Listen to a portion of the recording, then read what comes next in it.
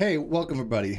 Before we even get started here, I'm going to have about 2 minutes to say a couple things. Then I will bring in Ansgar and a few other people that want to discuss a particular topic that has come to light lately.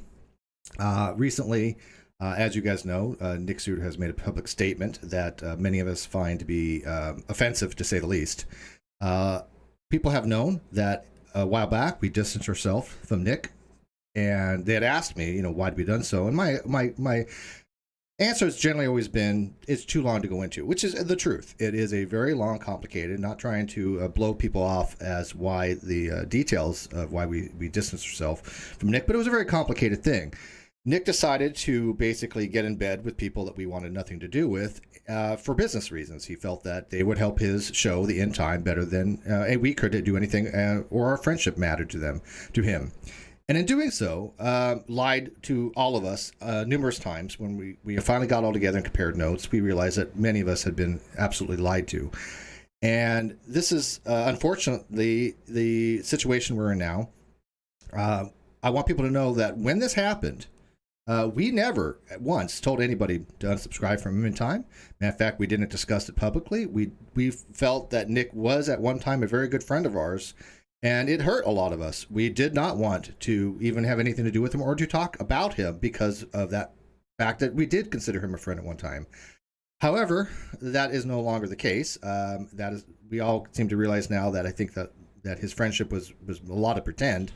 But a lot of things have come to light, and I think it does need to be out in the public because it affects all of us because of the rumors that he started with Dave McGinnis, with Ansgar Odinson, and myself that I'm just now finding out, as of recently, of finding out new things.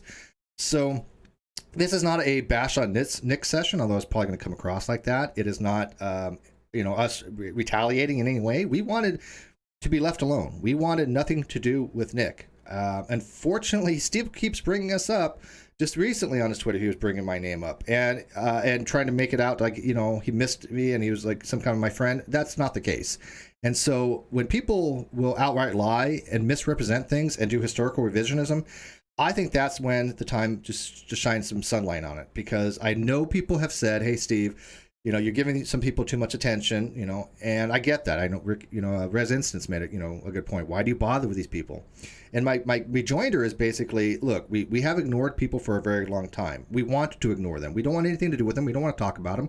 We don't want to have anything to do with them. But they make it very difficult when they slander, they libel, they defame, and they outright lie. And worse, they revise history.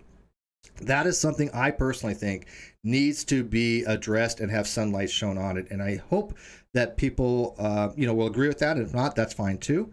But I know that the people in this hangout right now today, as we go into this, probably feel about the same.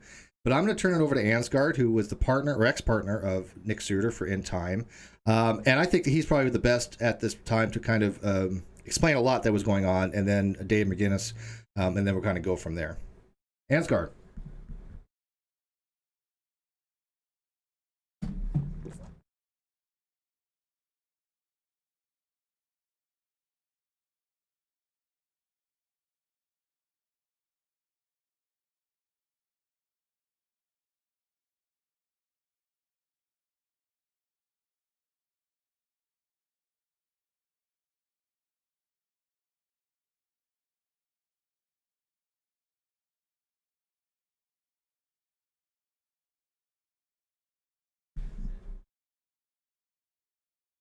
And try to do a show together. So okay, let's do a show. And he was also at that time. Real quick, I had you accidentally muted. Can you just kind of we heard most of it. Can you just start from the beginning again? My apologies. Yeah, no problem. I don't have a producer producing this for me because he's in the street. I will always do this. People will mock me forever on it, and it was well deserved. I'll take it. Much professionalism. Such we try. This is why I hire a producer. I don't have those problems. Did you have everybody muted? Is that what happened? I failed at producing. That's impossible. Impossible. Okay. That's provably impossible. Oh, well, at least we can laugh a little bit. That's fine. I'll take the hit. I always do. Yeah. All right, go ahead. All right, so let me start from the beginning. So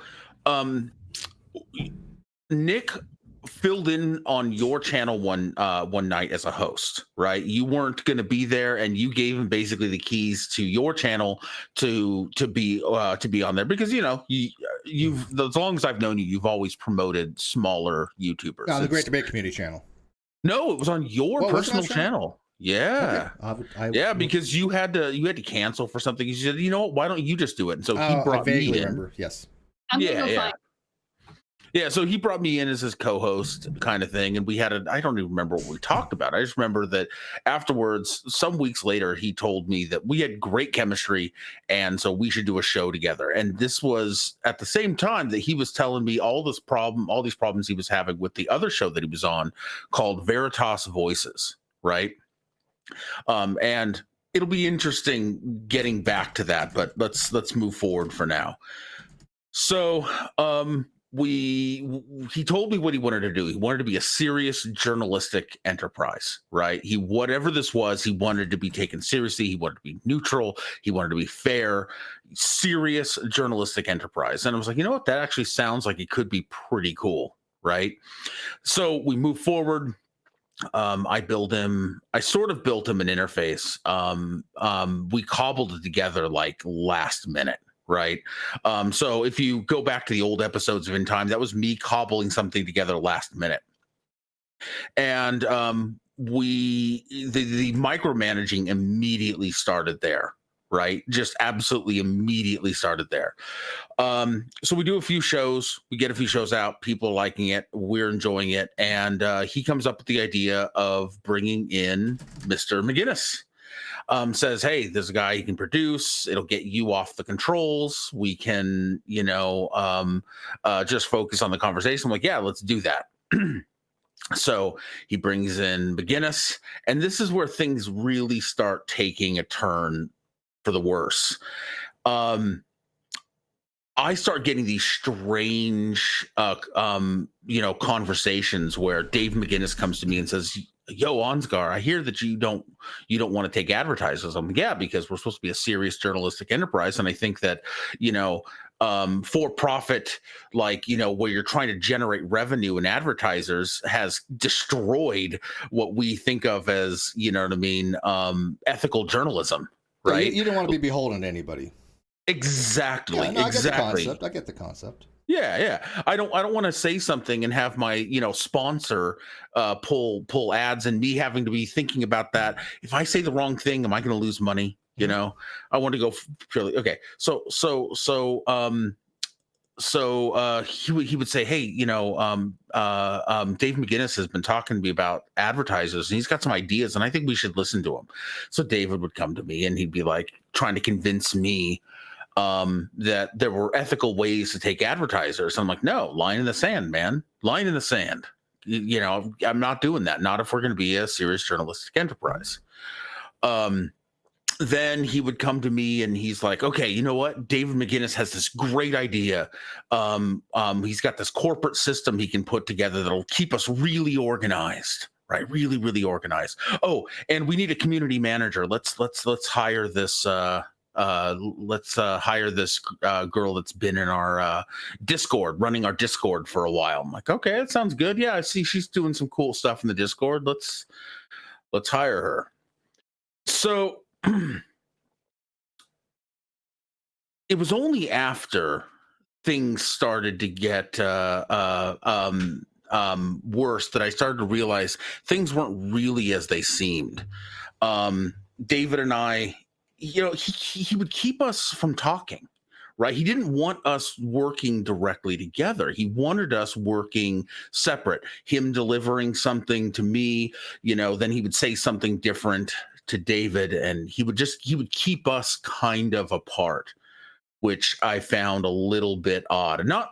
I wasn't convinced anything was going on just yet, but it was definitely a little bit odd. And about the time I'm starting to figure weird things are happening, Kitty, while I'm away, has some kind of an altercation. All I know is with Dave McGinnis, right? And the story I get from Nick is that David harassed Kitty said something misogynistic to her, and she blew up and quit. Right? Oh, and this was after he told me that Kitty was obsessed. I have to backtrack. I'm sorry. I jumped ahead here. He started telling me that Kitty was the source of all of our woes on In Time, and that she had become obsessed with him romantically, would not leave him alone, and that he was going to bring in this new business manager that was going to sort that out. But the business manager said that because we were paying her, which we were, he decided to pay her, that she was an employee. And because she was romantically attached to him, even though he had done nothing, that because of that, she was technically an employee, and we had to be careful about how we fired her. So he conspired to make her life as miserable as possible until she would quit. Just pile on duties, tell her when she's failed until she was quit, or he could fire her with cause, right? And I'm like, dude, why don't we just fire her? No, I can't. It's a legal problem. Okay, so He does seem to have a thing about that. yeah. Okay, so let me kind of like put a pin here for real quick, because so we can get everybody up to speed. Because by the way, everything you've said so far resonates with me. Mm-hmm. I mean, just absolutely 100% to a T. This is what Nick was saying to me. I mean, everything you've said. I don't think even Nick would probably even disagree with most of what you said. It sounds familiar, is what it does. Yeah. He was trying to do that. He did basically blame Dave for a lot of things. The story he told me was that he wanted Kitty gone. He sent Dave to go do it. Dave screwed the pooch somehow by telling her something to the effect because she was a woman, she should be doing other things, and became a whole HR nightmare. Which, by the way, one thing I have to ask, and I don't mean to be sounding meaning on this. I'm not trying to be. But I don't understand how huge of a kerfluffle it is on a channel that barely gets a couple hundred views per video on a quote business that I don't even understand how is a business where you have to like worry about firing somebody that isn't even an actual employee. I don't have any of these problems. If I don't understand this. At least with Kyle and I, we had a partnership. Now that's been established. So he kind of just cut me out. It felt weird to me too. Only afterwards did we find out other things that made all of that make sense. Okay, go so ahead. I actually have to get to the end of the story to even make some of these pieces fit, because I'm telling you something right now. There are still pieces David and I are putting together. Okay, we still don't understand. I know we've all thing. tried to put the pieces together ourselves, and we brought, as you said, there was isolation is happening. I know he didn't really want me to talk to Dave or to you. No offense. Can I chime in a little bit here? Yes. I have to agree with Ansgar here. This thing is very confusing, even if you're smack dab in the middle of it. Mm-hmm. Yeah, It's a rabbit hole. It is I'm not going to front. It is a huge rabbit hole. This is when people ask me, I'm like, look, this is really too deep to get into. I've had people ask me on Twitter, on Facebook, and I'm just kind of, I don't mean to be dismissive of it, but it's just such a complicated thing. And I'm like, I really don't want to get into it, especially like 3 o'clock in the morning. And I knew eventually it would probably all come out eventually. I'm like, just, stay tuned, because I have talked to you guys about this. But okay, so continue on from where you left off.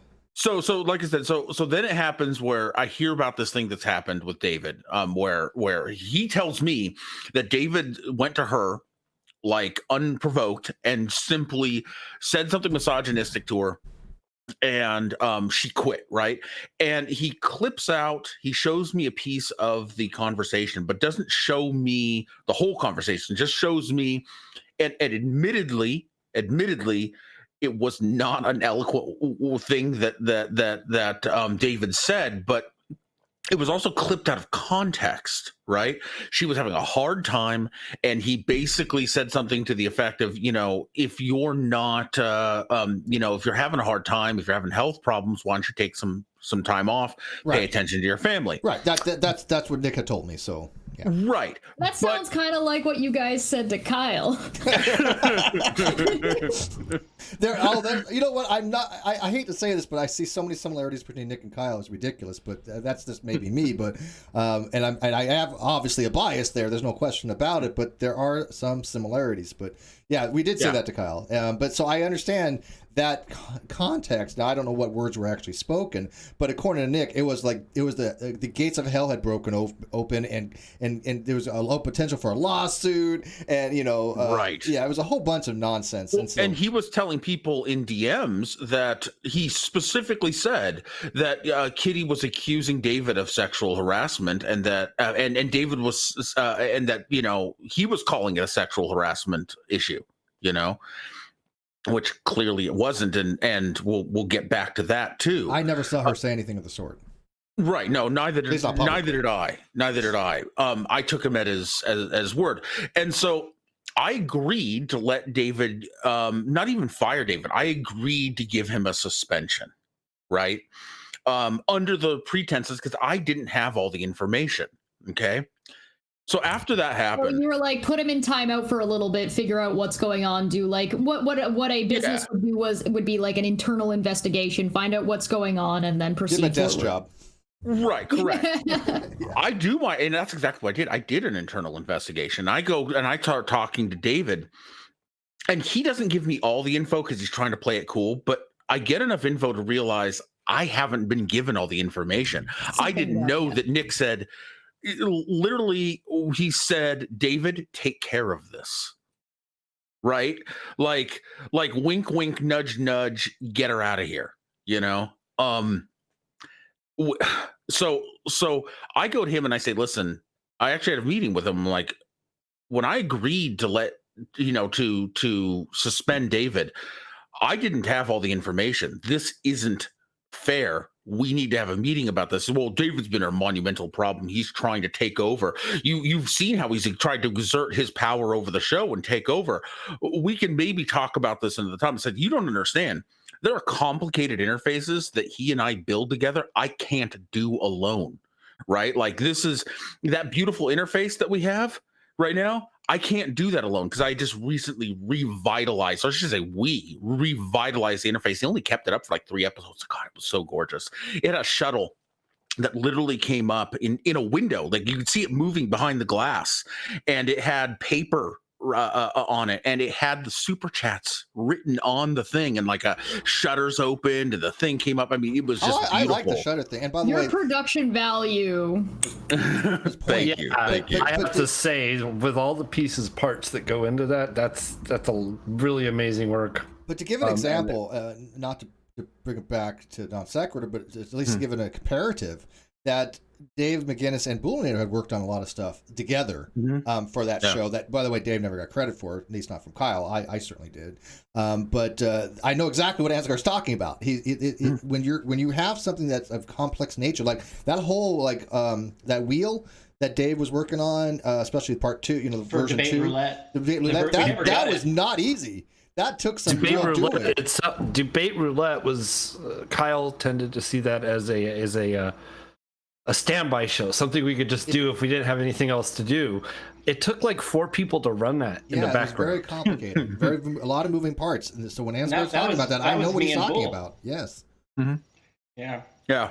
So, and he kept saying, "Oh, we can have that discussion later. We can have that discussion later." And by the way, recently he said he's always wanted David back. That is, I'm sorry, Nick, if you're listening, that is bullshit. We had 3 meetings where I said, I need David. And you kept saying, maybe we can address it. He's a monumental problem. So anyways, near the end, I get this call into a meeting, and he tells me, we got to have a meeting about something really important. And this is where I know Chesh is about to get triggered. He tells me that Chesh has given him a block list and demanded that we adopt this list if we're going to continue having support from anyone that basically, from Steve, from Chesh, from Boole, from any of them, right?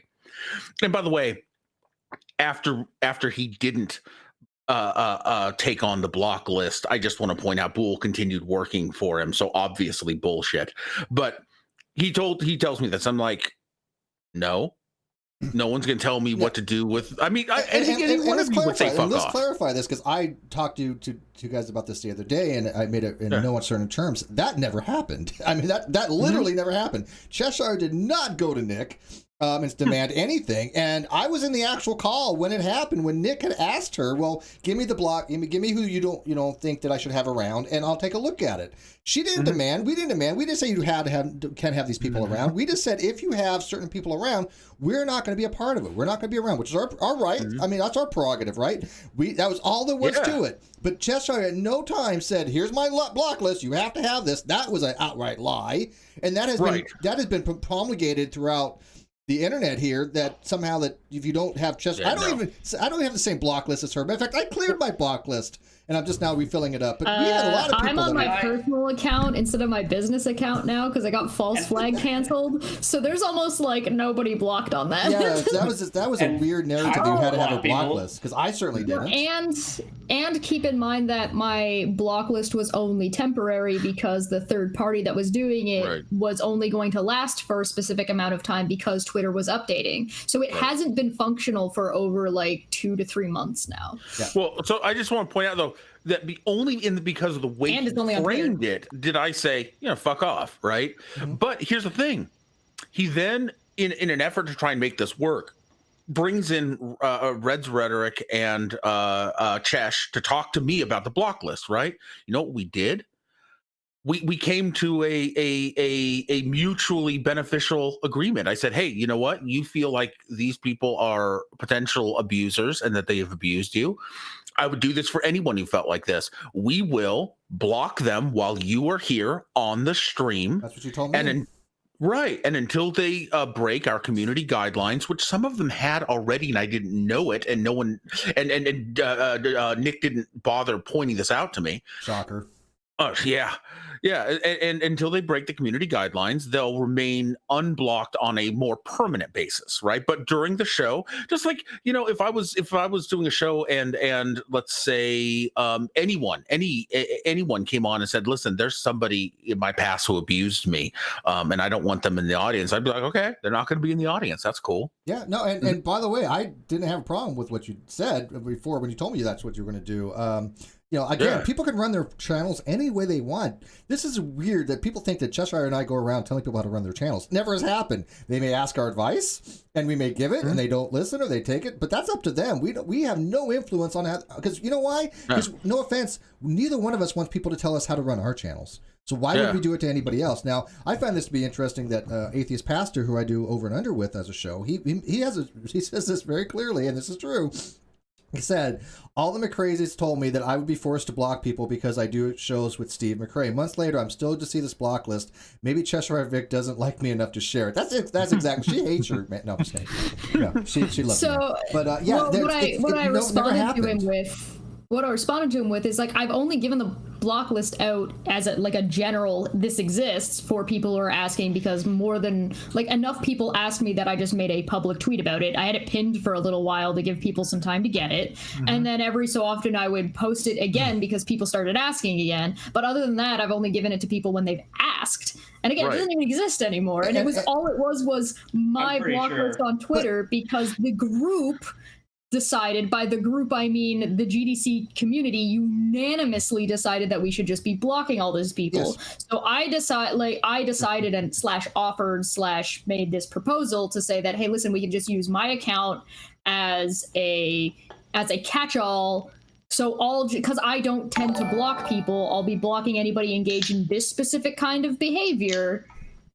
And we'll just use my account as sort of like a buffer account for stuff like that. And whereas I personally wouldn't have cared to block them. There's a reason why we block these people. Look, people know that we wanted nothing to do with a lot of people 4 years ago, and they still try to contact us. And I will be calling them out more often when they try to contact me, or they slight me, or they say shit about me that's not true, because it's enough. We've ignored people for a very long time. The community wanted to. I agreed. Chess agreed, Reds agreed, we all agreed, unless it wasn't working. And for some, it doesn't work. I don't know why they're obsessed. I don't get it. I will never understand it. They've dedicated 4 years of their lives to trying to harm me and my friends and family, and I don't know what the hell it is, but enough. And so, we're going to be calling out these behaviors more often. I think that cyberbullying is a very real phenomenon, and they're not going to project it onto us. We're not the bullies. We're not the harassers. We don't want to have anything to do with them. If they would just stop talking about us and leave us alone, we would reciprocate. I mean, in a heartbeat, but that's not that's not what their goal is. I went into DMs with one of them and came to an agreement with them that you stay in your lane, I'll stay in that the same day. Our lane. Broke it the same day. Yeah. And I've told Thoughts by Dre Brown is another example, because Thoughts by Dre Brown asked for the list, and I offered the list to him because he wanted to go and talk to all these people. I'm like, well, just use my block list. If you want a list of people to go talk to that hate Steve, use the block list. They're all in there. Yeah. So like I said, these people are people that I don't want to have anything to do with, and I'll block them, and I'm starting to reblock them. Because I cleared my block list, now I'm reblocking them. But I mean, I want nothing to do with them. I don't know why that's so complicated for them to figure out. Look, if they want a satire, what they call satire, it's not. They want to criticize. They want to spend the rest of their lives making videos about me for 100, 200 views. God bless them. Knock yourself out. It's when they start lying, manipulating, and using, especially what bothers me the most, is when they start utilizing a tactic to emotionally manipulate people that generally are not mentally well, and they use them as weapons against other people. And it's a pure form of manipulation, which Cheshire and I will be talking about in an upcoming episode on Caffeine Corner, which I might have a special guest for. Chesh, do you want to read the super chats, or do you want to do that in Caffeine Corner? Could you get paid for it? And I'll point out, Steve, many times I've told you, look, you have beef with some people that I have no beef with. I don't have beef with any of these people. They refuse to accept that and come at me anyway. I don't know any of these people personally.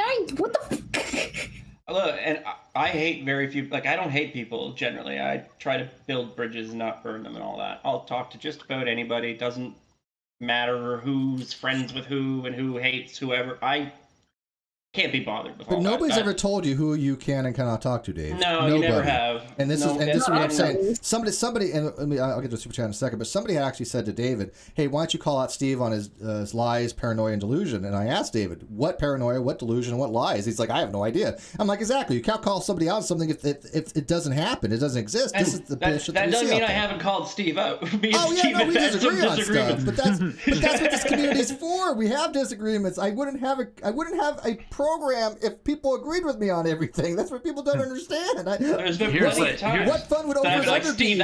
That's over the line. Don't do that. Yeah. Here's a hint. Here's a hint. It's called the debate community. Yeah. Now it's more discussions, but yeah, exactly. What fun do people want to see if Christian Atlee and I got along on every political issue? It would be boring. I'm pretty sure he's seen the block list, but he couldn't make it out because he was reading it upside down. I think that's.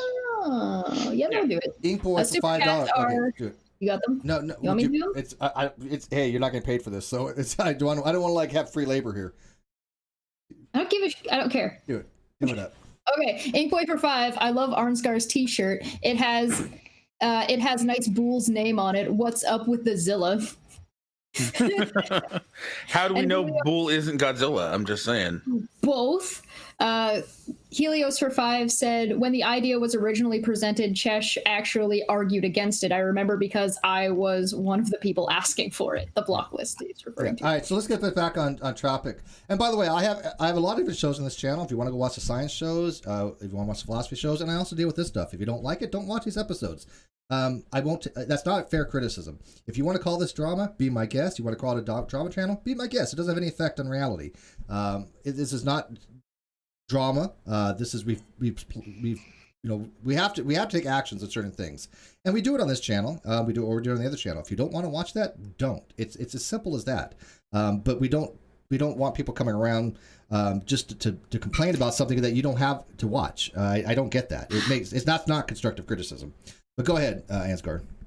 Yeah. So let's see. So we were at the investigation. So I cornered him about that. Then we had the block list. Yes. So he pulls me into a meeting. Well, actually, his business manager, whom he told me was just an old, they dated in college, but it's no big deal. Nothing going on anymore. The one that was, he said, told him that we couldn't fire Kitty. I don't know. Anyways, I don't know if that's true, but that's what he told. I have to question everything he said at this point. So she brings me into a meeting. She's obviously nervous, and he just starts going frickin' off and telling me how that my principles are getting in the way of success, and that we need to accept this block list so that we can have your support, and that I'm fighting him for control over the show. You are fighting me for control. That's not even what I told her, because I had talked to her, and yeah, she misrepresented all of that clearly. Yeah. Well, it's possible that he's lying about whatever she said, but you never know. You never know. On the other hand, though, you want to talk about your way of doing it getting in the way of success? I mean, where's the channel right now? I have people DMing me all the time saying that like they stopped watching in time when I left. You know, the audience he has now is not the old audience. The audience he has now, for the most part, is and it's not really an audience. A lot of them are just, you know, they only want to see him when he starts talking about the non sequitur stuff. Because at the beginning he did a good job on it. Then all of a sudden he did a Unirock and just completely went 180 and lost his mind. Hey, you want to know why his episode on non sequitur show was so good? Yeah, well, he got so let me try to figure this out. When you have primary sources, right? When you have contact with primary sources, or at least people that are in the know that have the actual story, you tend to do better in your analysis and better in your relating of that on your shows. Is that how it works? Because that's crazy. I spent 3 days working on that episode with him, getting it all set up, making sure he had everything together, editing and going through his scripts to make sure like things were like succinct and things were cut out if they needed to be, and et cetera, et cetera, et cetera. Had the sources already and good to go. And by the way, hey, Sandring, nice to see you, man. Oh yeah, always a pleasure to see you, Sandring. I hope you got to see the charity stream we did at Sandring. If you didn't, go check it out. You'll like it. But anyway, so he continues on. He says that like I stepped on his toes on some show, and then he's like, and then we did this show on writing, and I forget what you said, but you were wrong. I am a published author, and you were wrong. And he's like yelling the way he is in that video. Right to David, like, and I was just like, all right, you done? An adult, right? well, it's just like I'm not even wrong. And I said, so why didn't you tell me on stream that I was wrong? Like, correct me. Like, if you thought I was wrong, he fucking loses it for 15 minutes. He tells me, I think it was longer. He's yelling at me and telling me how I'm getting in the way and fighting him for control. So, okay, you done? You done? All right. So I disconnected and I talked it over with my wife, and I'm like, you know what, babe? I'm not happy. I hate this. I hate everything going on in the background. I love being on the show. I love talking to cool people. I love talking to, interesting brains that are so above my brain pan that they just blow my mind. This is the kind of stuff I'm enjoying. I'm hating having to actually put these shows together and deal with what's going on. So I gave him a message and said, fine, you think I'm trying to take the show over? You think that I'm trying to, take control? You can have it. You can have all of it. This is after he'd made me 50-50 partner. I'm like, I'll give you all the assets. I give you it all. I'm gone. I don't want anything to do with it. I want to go do my own thing. And he didn't, I think it took him like 2 days to respond before he was like, I'm sorry I ever doubted you, and shit like that. I'm sorry I doubted you about the things I made up about you in my head. Okay. And so that's when David and I started talking, and we started comparing notes. And pretty soon it was like, oh, wait a minute. Like I found out only afterwards that he went to David and said, hey, I want this corporate structure. And David said, okay, well, if you're going to have this corporate structure, this is the best way to do it. He's like, okay, but you need to get Ansgar on board. You need to convince him. And then he would come to me, and convince me. I'd get fucking pissed off. And then Nick would come to me and be like, oh man, David, he's really trying to take over the show. What does that even mean? What an asshole. I don't understand this, because look, I remember again, I always comes back non sequitur. I'm sorry for that. It just seems weird, but there's a lot of correlation here. Well, it's because we worked on it. Yeah, together. Dave never tried to take over the show. Now, did Dave put forth a lot of things that Kyle and I didn't want to do? Yeah, but we just told him that's just not the direction we want to go. And but eventually, I mean, like, Dave was right about the vMix at least. I mean, glad we got vMix out of it. Mm-hmm. But that's something we weren't willing to spend, the money on initially. Luckily, it was purchased for us. Or actually, it was purchased for show and for Booleanenator. But there was never like, oh, well, Dave's trying to take over Non Sequitur. I mean, there was never any talk of that. Dave, here's the thing. Had I known David as well back then as I do now, if someone came to me and said the, Canadian hippie that just wants to smoke dope all day is trying to corporatize the show, I'd have said, fuck off. What the fuck are you talking about? Weird. Get the fuck out of here. Oh, no. Hey, I was out on the waterfront the other day playing the guitar and smoking some prime reefer, and I thought to myself, what we really need is an order of secession. That's a great part of that conversation. But okay, go ahead. I'm almost done, and then I want to turn it over to David, get his side here. But so as we're comparing notes, I'm also starting to get messages from his business manager, and I find out that they were actively in a relationship. When he told me that it was just an old flame that I could agree to bring her in when under the pretenses that this was not an active relationship. You don't hire people you are romantically entangled with. It's bad business. Business, Nick. And that was in the past and current. Right. So that was in the past and currently. Right. Okay. Right. Then I find out business Nick. Then I find out he was in fucking sexy DMs with the community manager that he insisted on firing, which made it all make sense. He was in sexy DMs. He jumped into another relationship after she, by the way, and I've actually seen these DMs. She turned him down when erotic role play. She was doing erotic role playing with him, right? Okay, what the fuck ever. And she was going to go visit him, and he propositioned to take her to a sex dungeon, and she said no. And if you compare that timing with when he decided that she was the problem, the cause of all the problems on In Time, I'm not going to say there's a causation there, but there's definitely a goddamn correlation. Yeah, that's all I can say for sure. Yeah, and a lot of it makes sense to me now after the fact. I'm kind of curious because also Nick is married, and also if he was in a relationship with the producer lady, did the producer lady know about the kitty stuff? Like, you see what I'm saying? Like, there's a lot of. I don't know if the producer lady, as you said, knew anything about Kitty. What I do know, however, is that his wife didn't know about either of them. He told me he had an open relationship with his wife, but his ex-college girlfriend, who was a current girlfriend, what she told me was that he was in a open relationship, and he crossed some serious lines, and his wife put the kibosh on that, and that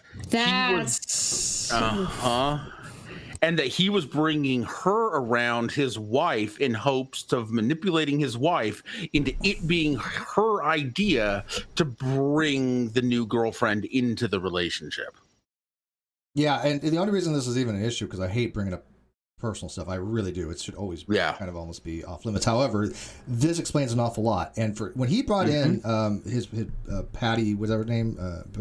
What they call her? Wait, we don't need to use her name. Okay, I'm not going to use her name. She's not it. She's not. Whatever her. I have no problem with What was her title?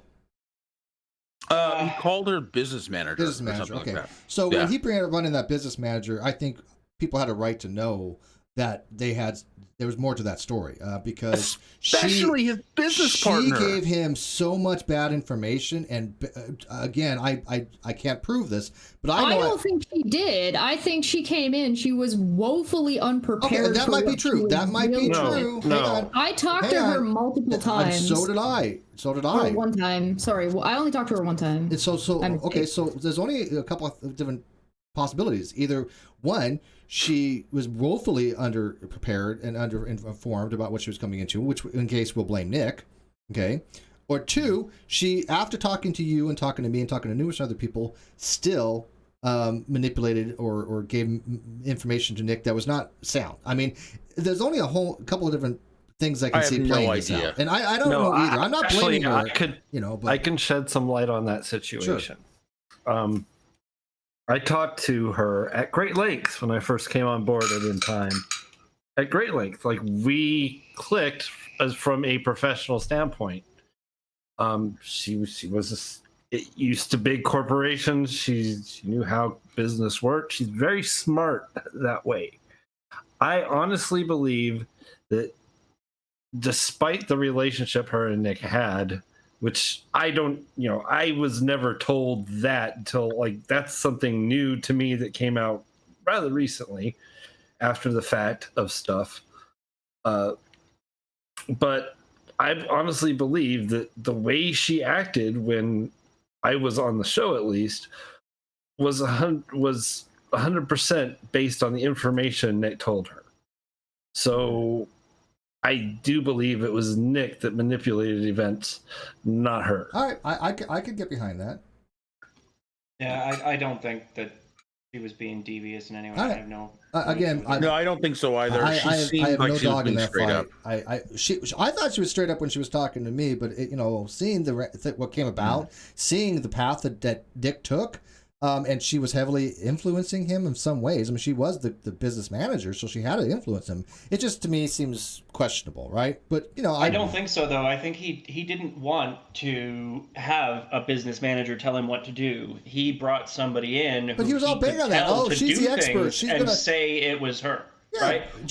Here's what you need to do, and then say, well, we have to listen. It was the business manager, right? So that's fair enough. Do you think that he may have used her as a scapegoat as she was trying to do? He used her as a scapegoat for sure. Without a doubt. Without a doubt. I'm willing to entertain that. I absolutely. We all just disagreed with Steve.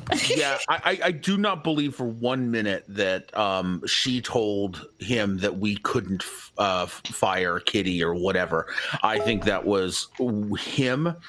I think that was his plan. I think that he put that on her. I really do. I can't prove that, but and if she did, it would be. I still wouldn't necessarily hold it against her because she's not accustomed to how things work on the internet. Right? No, I know that. She definitely. That's why she talked to us about the environment, right?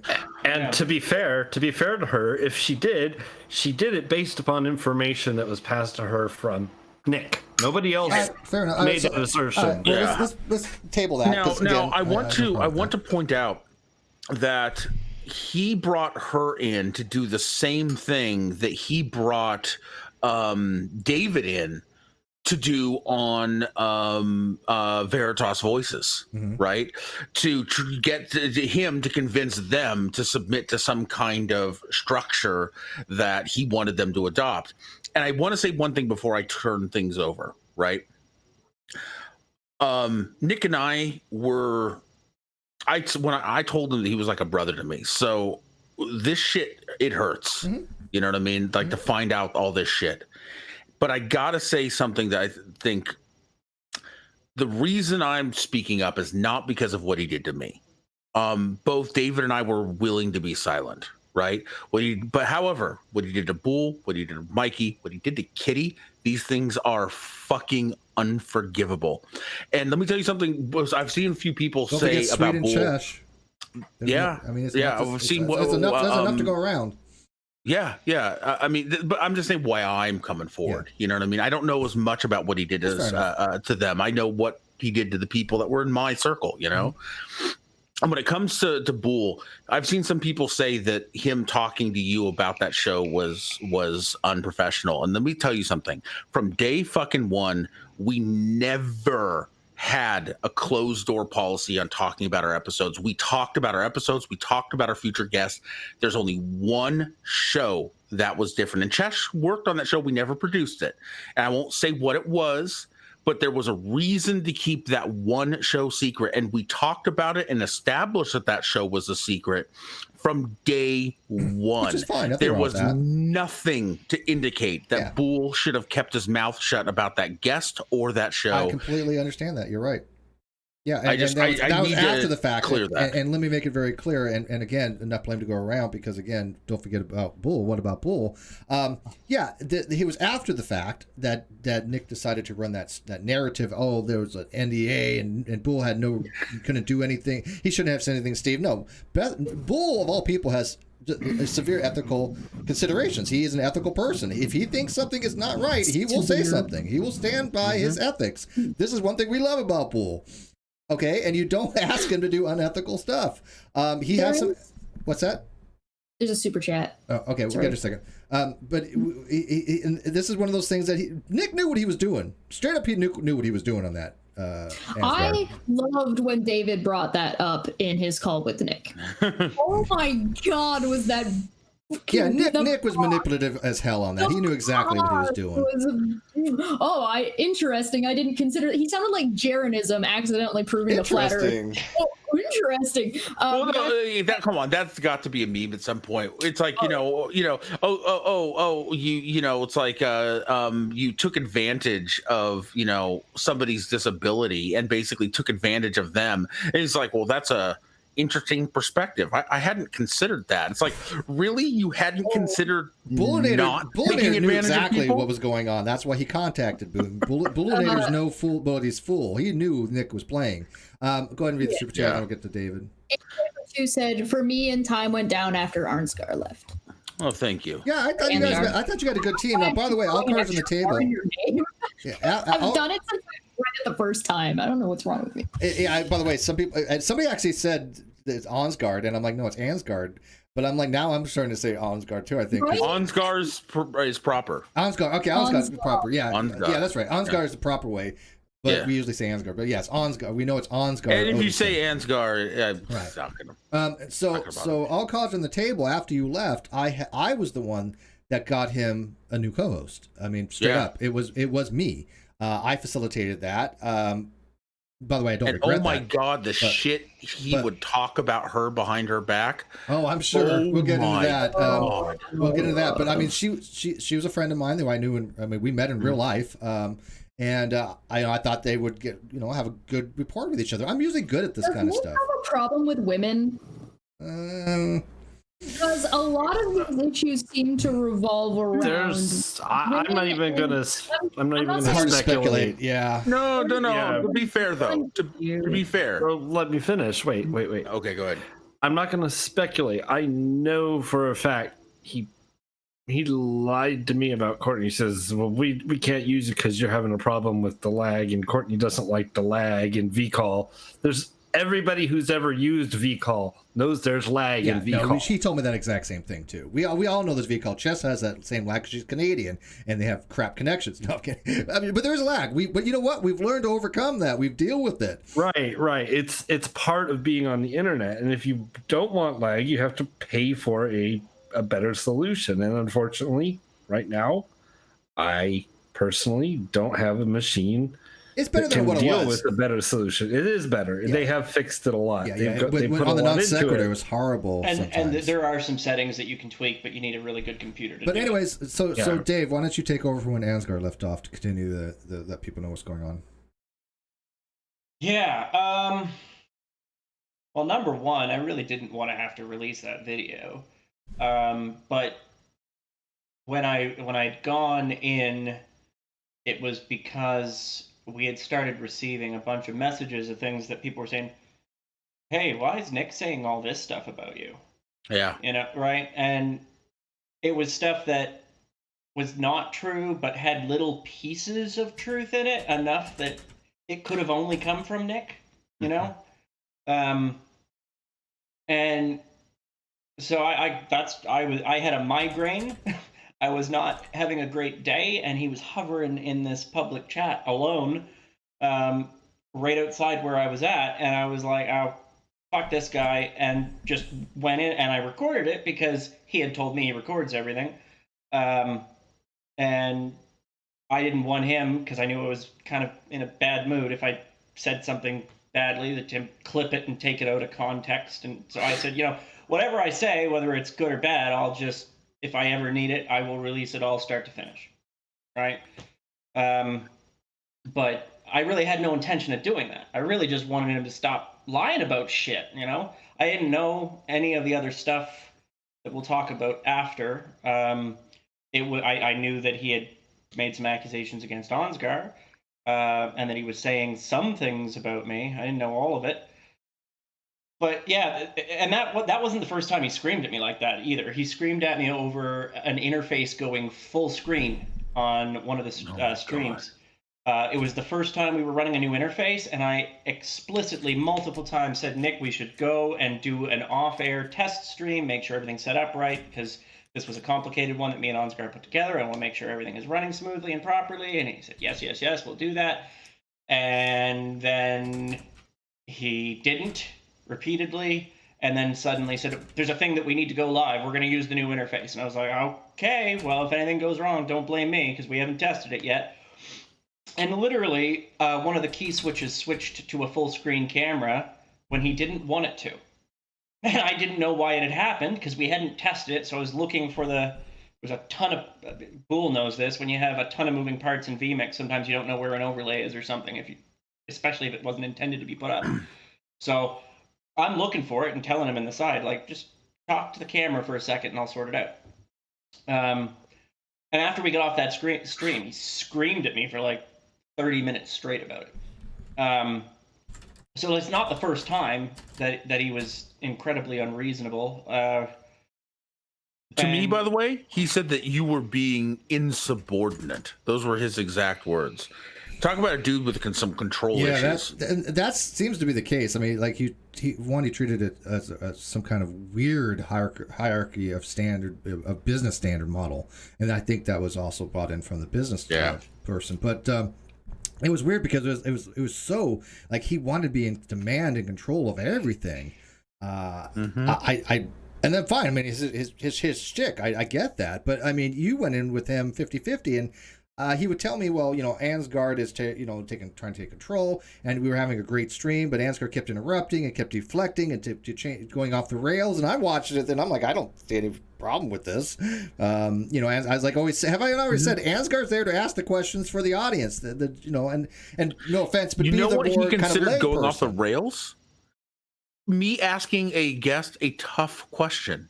Yeah, we had several guests. I know. I'm like, that's weird. That's what you were there for, I thought. Right. Like we had one guest. He could have been the most amazing guest ever, and he said some things that were definitely objectionable. And I tried to dig in and go, like, I'm going to ask you some tough questions, and I wasn't going to be a dick about it, but I was going to give him a chance to, reconsider his position, kind of shit. And Nick just talked over me and sent me in DMs. We have to get this interview back on track. Don't you dare. Welcome to my world. That was Kyle. Kyle did that a lot when we were had the thing. By the way, can you imagine if I ever said, "Hey Cheshire, you're being insubordinate"? That would go over well, wouldn't it?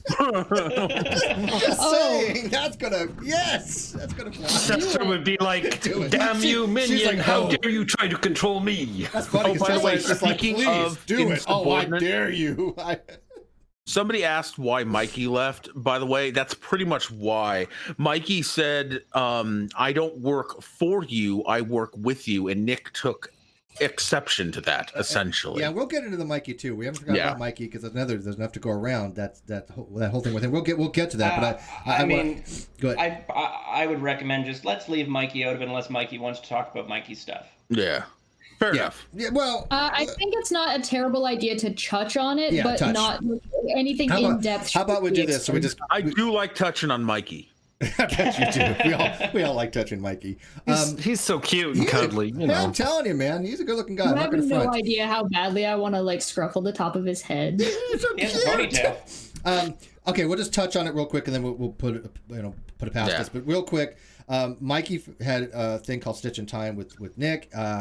He was heavily lied to about his connections with ProLib, who we know had just slandered a bunch of people, cut a bunch of stuff wrong that I had called out for. He had told Mikey that he had no contact with ProLib, and because they had a falling out because they had a show together, and he outright lied to him. And as soon as Mikey left, guess who he brought on? Give you one guess. It ends at starting in Pro and ends in Lib. He actually, there were times where Nick was sending me messages asking if there's anything wrong or anything, like looking for, I shouldn't say wrong. He was looking for anything that was like, do you have any suggestions about this opening? We've got it put together. Do you see anything that could be an issue? Do you see anything like that could be edited? Basically, he wanted me to audit what you were putting out. And the opening for Mikey's show had party music playing over riots, and I was like, maybe adjust that. And then it also had ProLib in it. I'm like, you should not put ProLib in the opening to Mikey's show. Right. And he actually told he actually gave some permission to do so, but as far as I knew, he did not. Well, he actually said he would remove that, he and he never changed did. that. He never fucking changed it completely. I had to pester him constantly to get ProLib out of the credits, because here's the thing about credits: they're for people who actually worked on that episode. It's not, and you can give a nod to your patrons and members and so forth, but essentially, you know, if there was no art from Cheshire in that episode, why was Cheshire in the credits? You don't need to give her eternal thanks for all the work she's ever done. Well, it's worse than that, though. He had told, and we'll get back on track, but he had told Mikey that, it's been removed. And we were like, no, it hasn't. He not to say he would do it. He told him it had been taken care of. And I will clarify one other point here, is that Stitch in Time was something me and Mikey named together, and originally it was supposed to be, if In Time was going to be the serious news, we were going to do a late night show, co-host it, and do it more like a Colbert Report, the Daily Show. Great idea. Have pictures and have the thirds and proper interview, right? And write jokes and monologues and the whole bit, and just have a good time of it. That was what that was supposed to be, but Nick flipped it all upside down because he wanted it his way. Yeah, which was boring. Yeah, no, I think that's. And by the way, Mikey's really good at that stuff. I want to do shows with Mikey and stuff like that because he has a good personage. He's very skilled at communication. He's talented. He's educated. He's smart. He's funny. He's a good-looking guy. I mean, I would date him if I was gay, even kind of stuff. By the way, he is engaged now. Yay! Good for you. Finally, congratulations. He got a good one too. He didn't have to settle. I was actually kind of. And he worked really, really hard on programming the AI. Yeah, there's probably some CGI going on, but whatever. Go ahead. Godless Scummer for 5 said swapping Ansgar and Mikey for ProLib is like swapping a Ferrari for a skateboard. Thank you. That's funny. Gotta be eco-friendly, man. I don't know what you mean. Go continue where we left off, Dave. Sorry. So, at this point, me and Ansgar are working on the show. We're quite happy doing art and fun stuff, and neat discussions and over engineering everything in unreasonable ways. So we're getting all these rumors. I have that blow up with Nick that. Again, not too proud of. I could have maybe handled it better, but I was. Yeah, shit. We all fall, man. By the end of the conversation, I was so high because like I said, I went in with a migraine, and just dealing with Nick was making it worse. So I started with some of the very legal in Canada weed, and by the end, I was slightly calmer. But I was willing to drop it there. And then more stuff kept coming back. Why don't you tell them what these rumors were? Because I think that's important. Well, it had come to my attention that he had been going around saying that I sexually harassed Kitty. Mm-hmm. And he had told me that she had accused me of this. But to me, he was like, Dave, I know you're a good guy and you would never do anything like that. And, Kitty's just making up lies. She's clearly deranged. She was obsessed with me, and now she's getting back at you, and all this kind of stuff. And I said to Nick at the time, well, let me talk to her.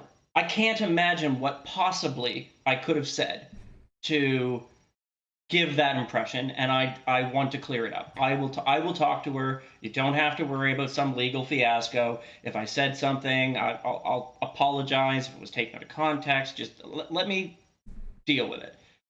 And he said, no, don't talk to her. If you talk to her, it'll only make things worse. You can't talk to her. And at the time that conversation happened, we still hadn't really started piecing all of this together, and so I just said okay, and I stressed out for a few months thinking somebody was just going around making false allegations, thinking I don't know what I can do about it.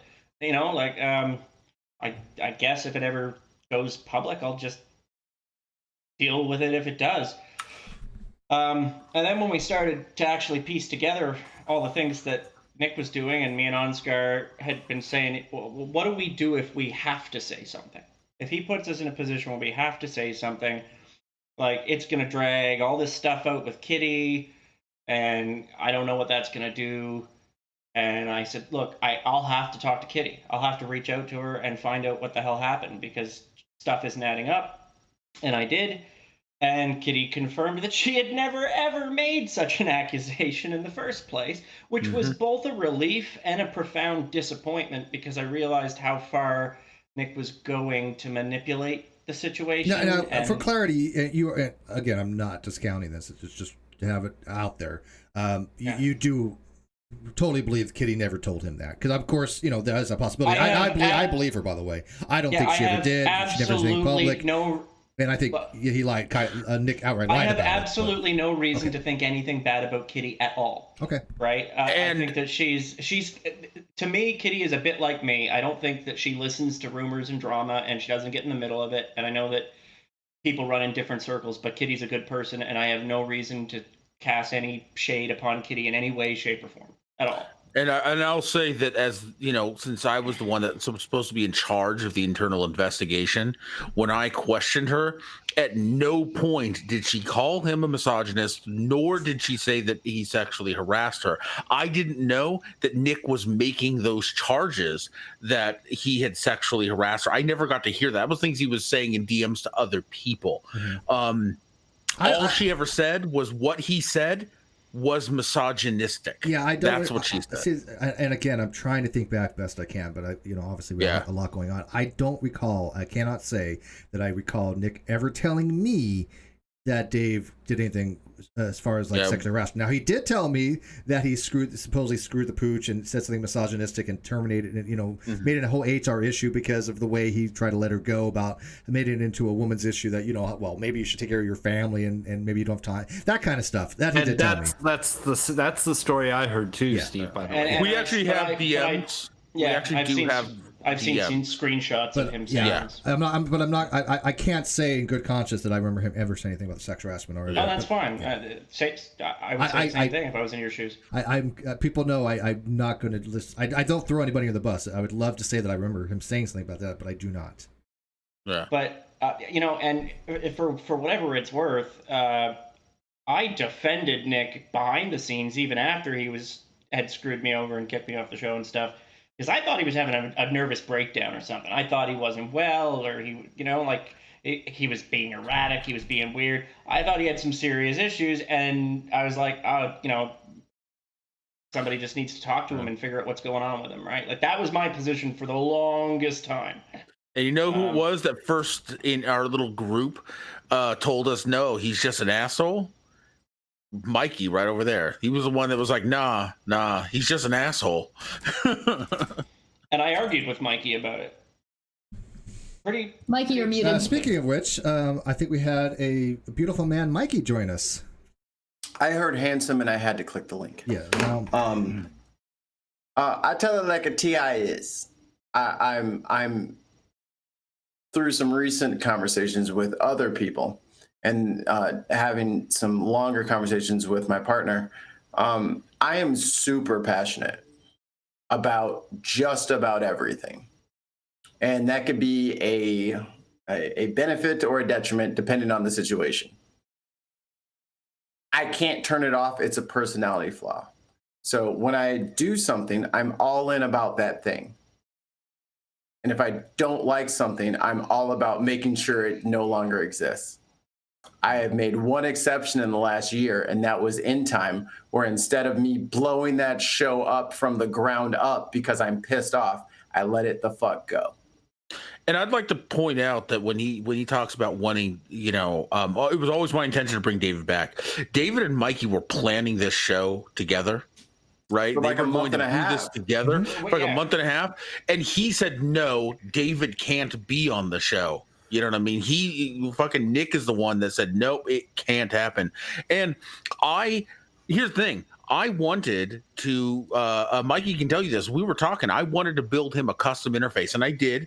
But dude was like, no, we can just give him this recycled interface. I'm like, no, we're not giving him a recycled interface. I'm building him a custom interface. Built him a custom interface. He let Mikey use it for like 2 episodes, then trashed it.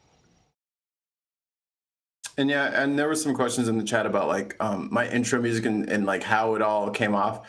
Yeah, I did not pick that music. I actually talked to my buddy Scott, and he made me music. He took the original In Time theme, and he's a Detroit producer, and he remixed the shit so it sounded dope as fuck. And that's what I wanted, and it fit perfectly with the images that I had selected. Yeah. So, yeah, if anyone was. And Nick put that together with some template thing that he bought. Yeah. Yeah. All right, so we'll get back to Dave here. I just wanted Mikey to kind of weigh in. He wanted to come in and firsthand. By the way, I love you, Mikey. Because we just wanted to touch on that because we love Mikey. We have his back, and it's so funny because he actually lived what we all experienced. I mean, firsthand. And it disgusted me. Again, what he just said about he didn't want to have to do anything or burn anybody or do anything like that. We're in the same position. None of us wanted to even deal with any of this. We're like, Nick, go with God. Do your own thing. If you want to, hang out with ProLib and all these shit people that we even warned you about that you told me you couldn't stand, that you thought they were unethical people, and you just said, oh, hey, but these unethical people can do better for my business, Nick, than they can for a friend, Nick. Pretty much his words. We were like, okay, well, then we're done with you. I want to say that we had no intention. Both David and I discussed that we had no intention of that conversation ever going public.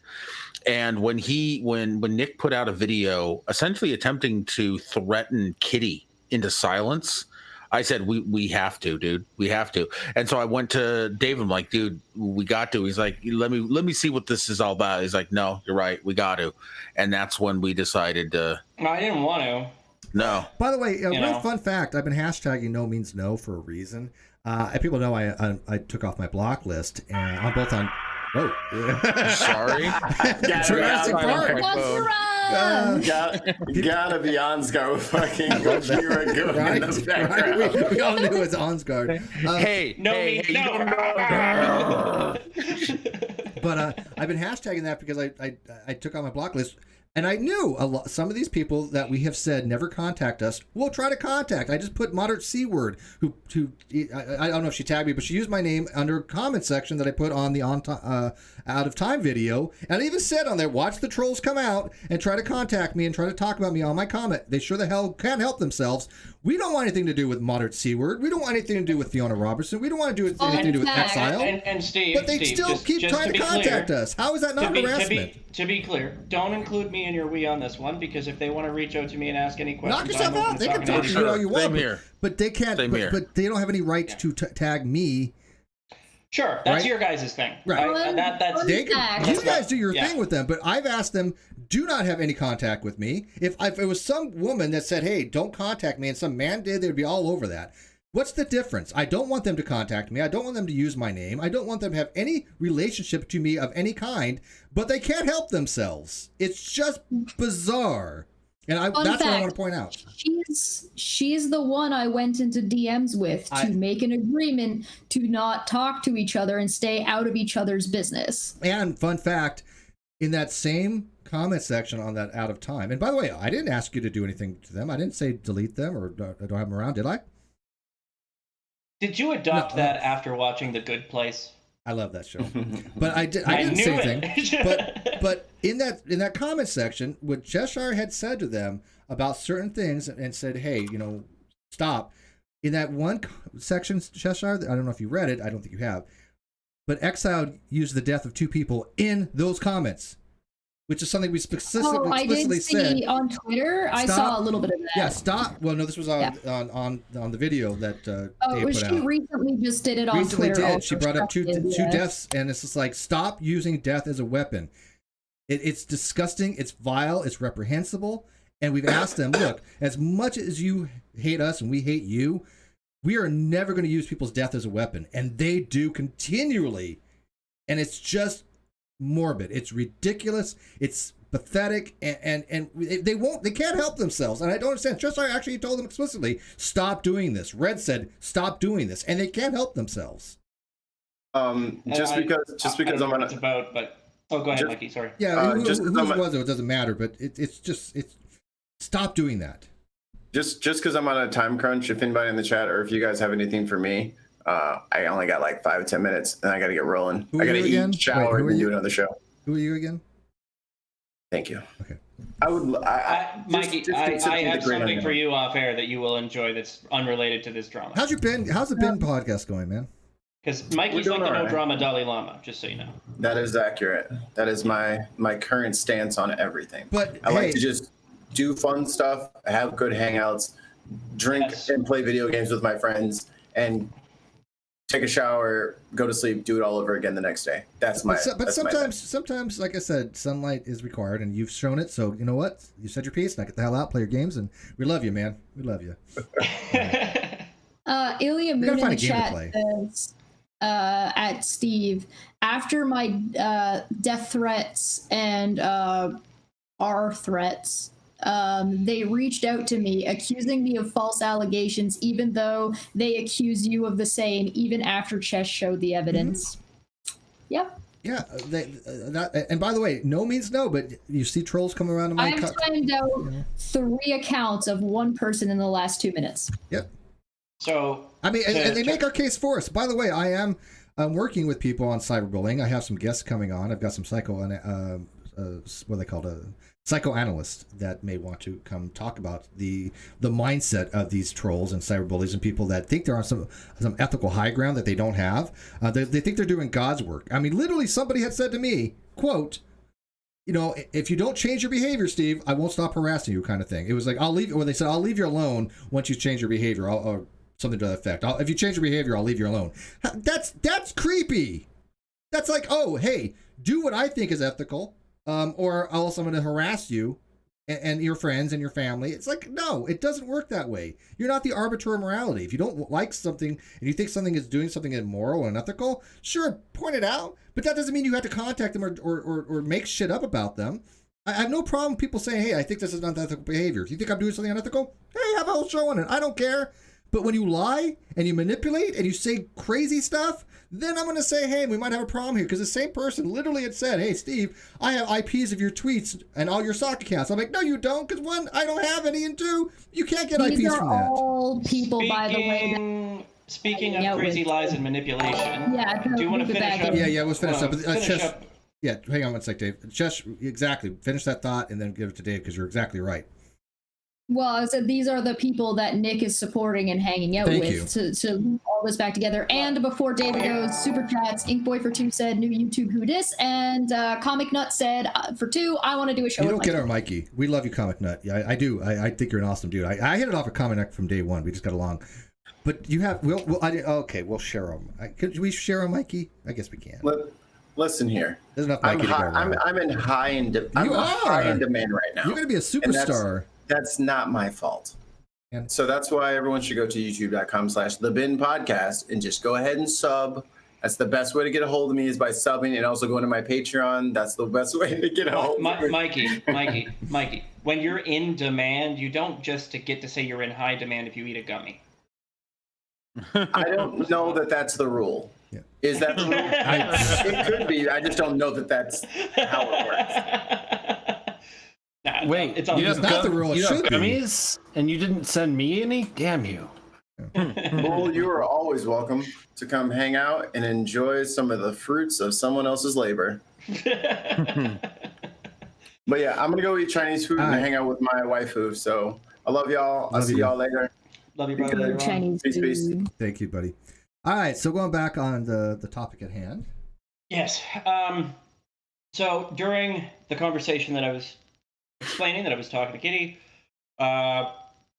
me and Ansgar were both speaking with her, and when I'd said, well, I want to clear up whatever happened between us about these accusations, she's like, well, what accusations? And I was like, these accusations. She's like, well, I didn't do that. And in fact, then proceeded to actually walk us through a lot of what was going on behind the scenes that we had no idea about. At which point, a lot of things started to make a lot more sense. So we seen pretty much the totality of some very long conversations, Discord stuff, the whole bit back and forth. Some of it was absolutely disgusting behavior and threats and things about revenge porn and nasty things. And that's when me and Ansgar go, oh, wait, no, this guy's not just a liar. Like, he's a creep. Well, that's kind of a crux of something. That's actually a huge sticking point, clearly. I didn't talk to anybody about that, except for you guys, obviously. I haven't made any of that public. I basically said, look, when people ask me about that, I was very clear. That's not my story to tell. And look, we're not going to get in any more than that that's Kitty's thing. I know she's going to talk about it, but Kitty has her own plans to release that info, and we shouldn't, or I should say, release that evidence and release those DMs and all that kind of stuff.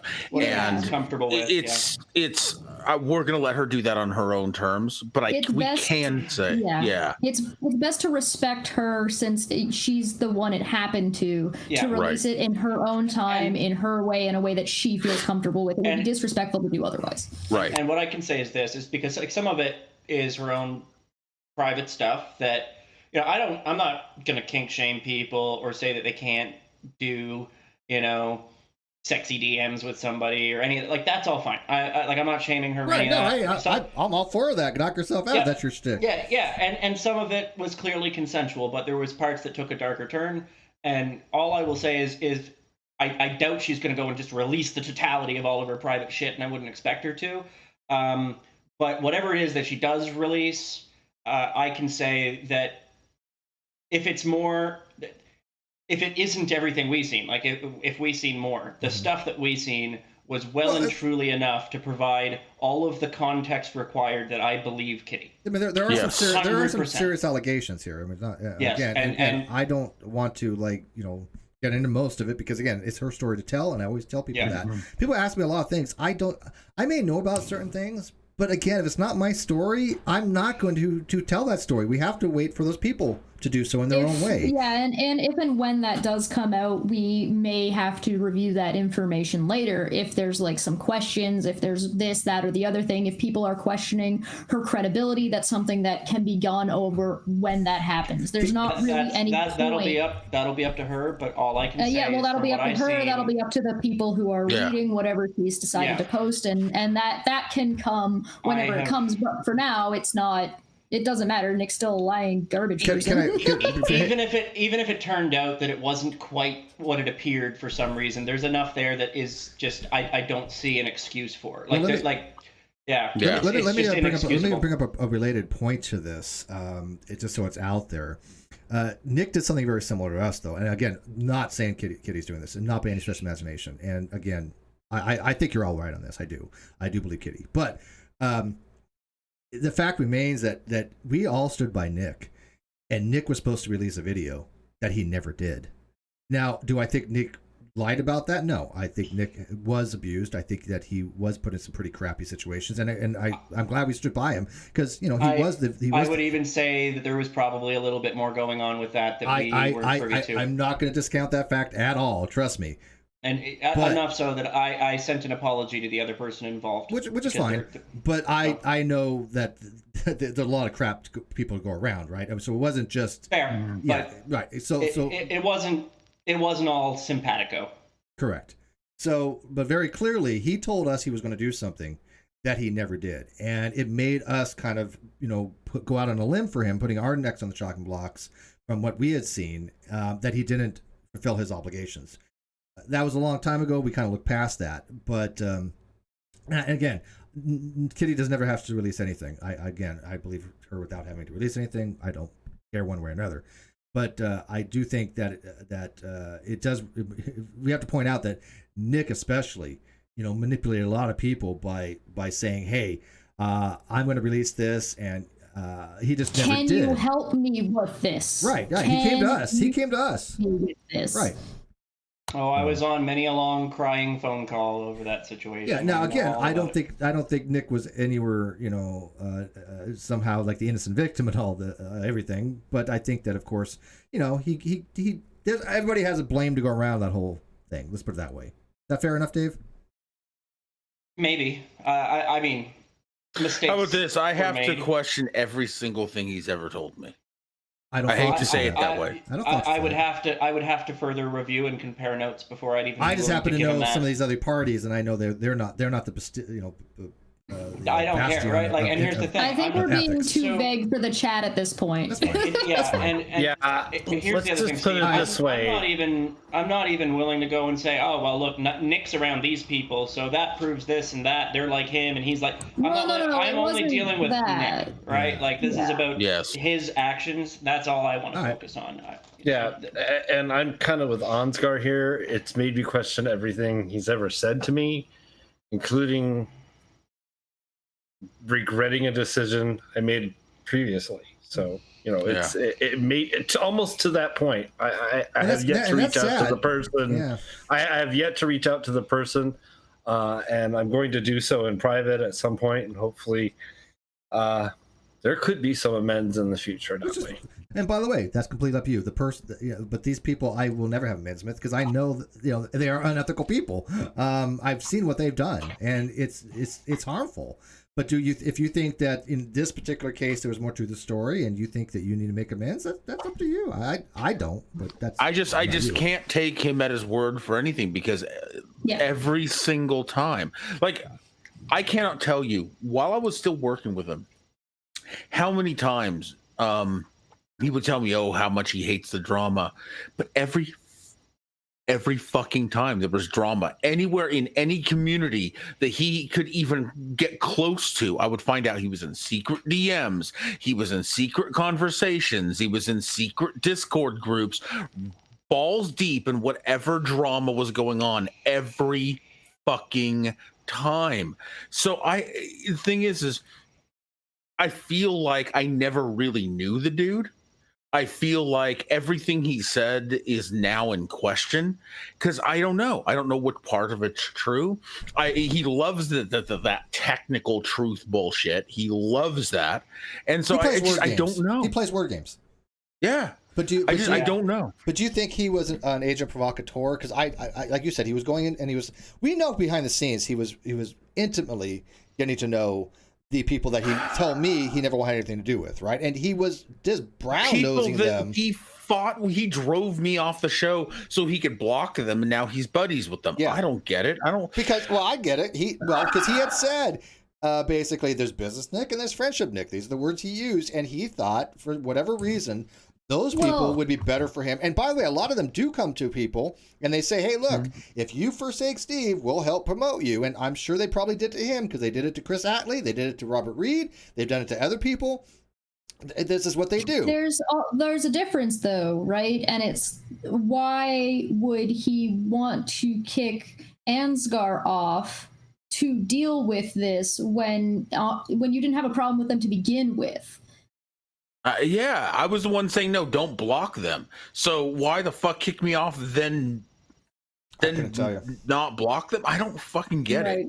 I don't understand a lot of things that he did. Like he didn't technically kick me off; he drove me out. But still, like I don't get that. It was purposeful, right? In the same way it was purposeful with Kitty. He specifically went out of his way to make sure so much pressure was put on her. She was made so uncomfortable that she was forced to leave. Same thing.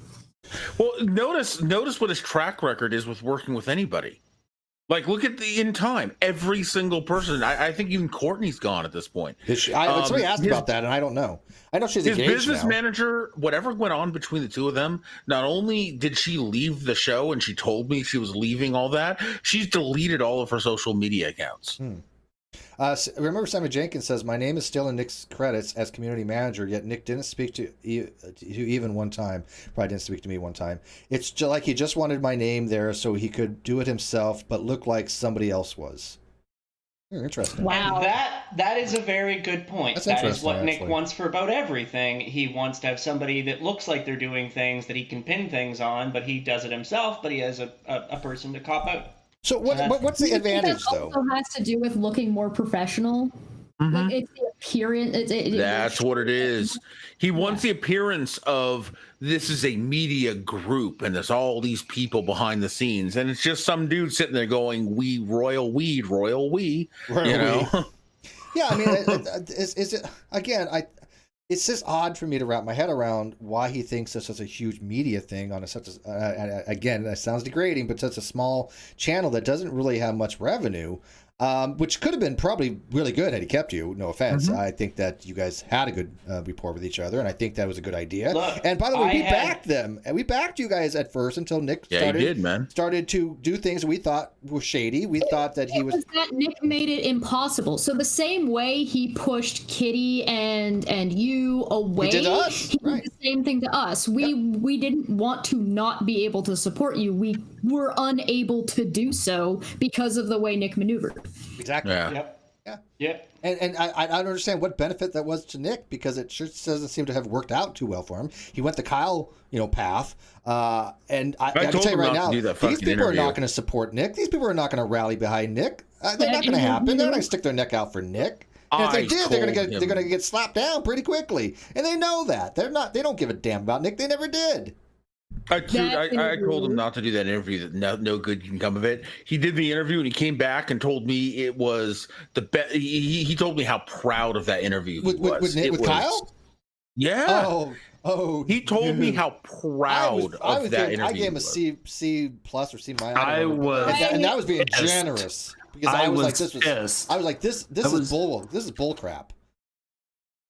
Because I knew he couldn't do it. I told him before he said, I said, you have a problem with conflict. You will not ask him tough questions. He's like, yeah, I will. No, he I won't. said the same thing to him. I said, listen, no, this isn't an offense to you. This is just a fact. You do not have the chops to interview Kyle. And here's the thing. I could have done a better job at that. And I'm a really reasonable person. He spent hours. He spent hours with Cheshire, myself, and some other people going over had to be like 60, 70 questions that he had available to him. And he's like, okay, this is my plan. If I do this. And I'm like, okay, sounds like a good way to go in. And the entire interview, I'm thinking, what the hell are you doing, Nick? You haven't asked him anything. He's like, well, I'm just kind of making him comfortable and blah, blah. I'm like, dude, you're not, like some kind of high journalist that you're interviewing some kind of, a major important person that you're trying to make them feel, like comfortable where they're going to expose themselves. I mean, these are the questions that need to get asked. Barrett Cohen, calm down. Yeah, exactly. There was another thing about that, though, and it was that we knew he wasn't going to be able to, but his whole shtick was he told us two things. First is that he wanted to use non sequitur to demonstrate how In Time was so even-handed, how it could be an equal platform. So he could have Steve on and could have Kyle on, and they would both be treated the same way. And I warned him that this is not going to be neutral, and it's not going to come across as neutral, because you're going to cater to Kyle to keep him there, and you're not going to have to with Steve, so you're not going to, so you're not going to come off as neutral anyway. And then later on in the same conversation, he's like, oh, well, non sequitur is just small potatoes. It's like, well, make up your mind. Okay, then. Yeah, and the funniest part was everything we said had come to fruition. I mean, people are finding out now that, hey, guess what? We were right. And yet he had the opportunity to expose a lot of that early on. I gave Mr. Atheist the same chance to expose that. He spat in my face as well. And it's kind of odd, because never realizing, oh, crap, maybe they messed up, because they had a perfect opportunity. And I think that was a show or episode that he really could have done very well had he just had the chops for it, which he didn't have. And it was sucked, because guess what? Had he asked those difficult questions, I think it would have gone a lot different way, because you saw what happened on the transcripts. And by the way, I listened to a little bit of Red's transcript thing reading the other day with the Gilbert Gottfried voice. A little difficult on the ears, but it was kind of funny. But my lawyer was asking the right questions to Kyle, and you can see how he answered. And it had been like that, I think people would have seen early on that Kyle was lying. And that was what his goal was. He told me he didn't want to disappoint me. He wanted to show people that Kyle was outright lying. And he didn't do that. He failed miserably. And then he basically sucks up to him. And then he starts hanging out with the people that are like, oh, Kyle's going to win this. And Kyle's going to win this. And his analysis went from actually being pretty good to 180 degrees completely wrong. So I do want to say this too. And I think I can speak for Ansgar on this as well. Neither Ansgar nor I are telling you that you need to hate Nick or that you shouldn't support him. I don't give or any of that. Yeah, we don't care what you do. But it's not like we do that. care that Kitty has the support that she needs. We're not advocating attacking Nick. We're not advocating harassing him or giving him a hard time or any of that. We don't want to see any. We wouldn't be here right now if it wasn't for what he did to Kitty. Right? We would have just licked our wounds and moved the fuck on. But yes. Well, would you say that him putting out that video trying to that pushed it over the edge a little bit? Right, I think. Yeah, that definitely did. He was trying to intimidate Kitty into silence, and that really pissed me off. That was a cowardly fucking move. Cowardly.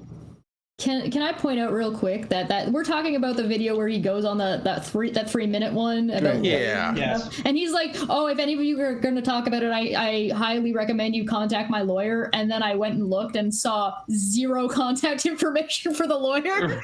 So what are we supposed to do? How are we supposed to contact this lawyer? Yeah. Such bullshit. And by the way, for some fun stuff out there, people. I think Kyle's lawyer has new work to do, though. I will say they may have a new client.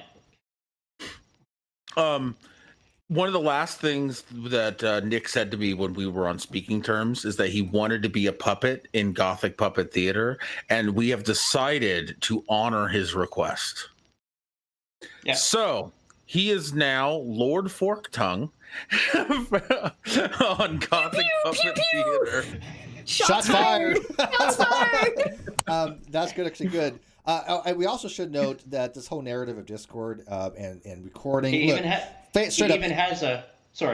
has a 400 gold pieces tag on his jacket. Yes, he does. By the way, that was one thing I thought was actually kind of funny. That whole $40 suit. That actually was. That was my idea.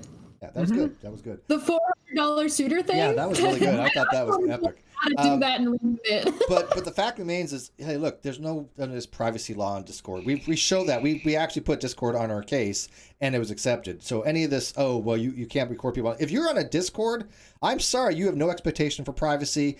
Good luck with that. If that's what you want to try to run with, hey, you go with it. But so far, that has never worked. You've never seen a case with it. And we put the Discord recording of Kyle in a court case, and even his lawyer didn't even argue. I mean, people are misunderstanding the difference between what is legal and what is about terms of service. Not the same thing. I just also want to point out that Nick apparently needed to Google Streisand effect before making that video. Oh. What? No. Oh, he should have Googled Streisand effect because there's no way any of this would be blowing up like this. Wait, he should have or he did? No, he should have. Absolutely, he should have. I thought you meant he didn't know what it was. No, he should have Googled Streisand effect because, oh my God, dude. Yeah, I think that was a very bad choice to make that video because all of us sat there in disbelief and said, no, we're not going to let you to revise things. And people who weren't even interested in the drama said, well, now I need to know what's going on. Yeah, what's going on? Yeah. What is this? It brought light to something that, because you, first of all, you hadn't even released the video. It was preemptive, and you may not even have had released it. Right. So it kind of was he knew that video would make him look very bad, and he didn't want it released. And by the way, I think one of my favorite parts, just personally, of that video is where David, we haven't even discussed that tonight, is where David confronted him about his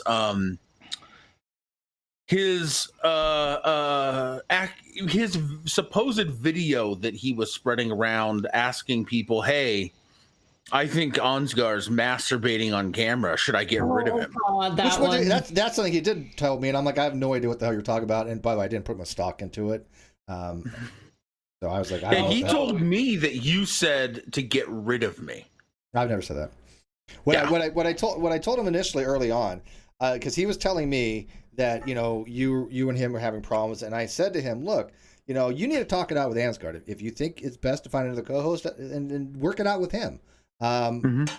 And by the way, if I don't remember specifically. If I ever said specifically like that, there was probably context involved with that. I'm sure. Okay. So I can't say that I probably never said anything like that, but there's always context with it based upon what he was telling me. Does that make sense? Yeah. Okay. And to be fair, like, it's not just an audio recording. We have enough other evidence that if it's ever needed, it can corroborate everything. But we're hoping this goes away after this, to be honest. Yeah, we're hoping. The smartest thing he could do at this point is apologize and leave.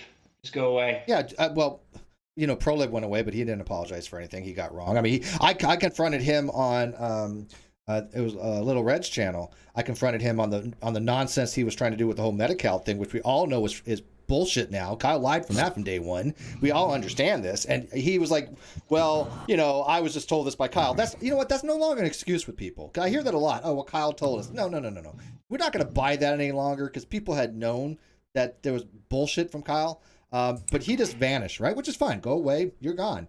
Anti-ordinary went away, right? I mean, there's other people that are just going away, and that's fine. I don't care if they stick around or they go away, as long as the truth is out there and they're held accountable. And when they start spewing these things out there again, but he had promised David that David was the only person he ever showed that to, and we've now caught him admitting to at least one other person that he showed it to. You asked me about it, and I told you he told me, and you're like, well, he told me that you never told anybody. I'm like, well, I'm telling you, I know that you did. There's some other people who told me the same thing too that I haven't revealed yet because Nick doesn't know where he's all been caught, and that I said that on the recording. I'm like, no, you only want to admit to what you've been caught for. And I think it was during this time, by the way, he called me up with one of the most uncomfortable phone calls I have ever had.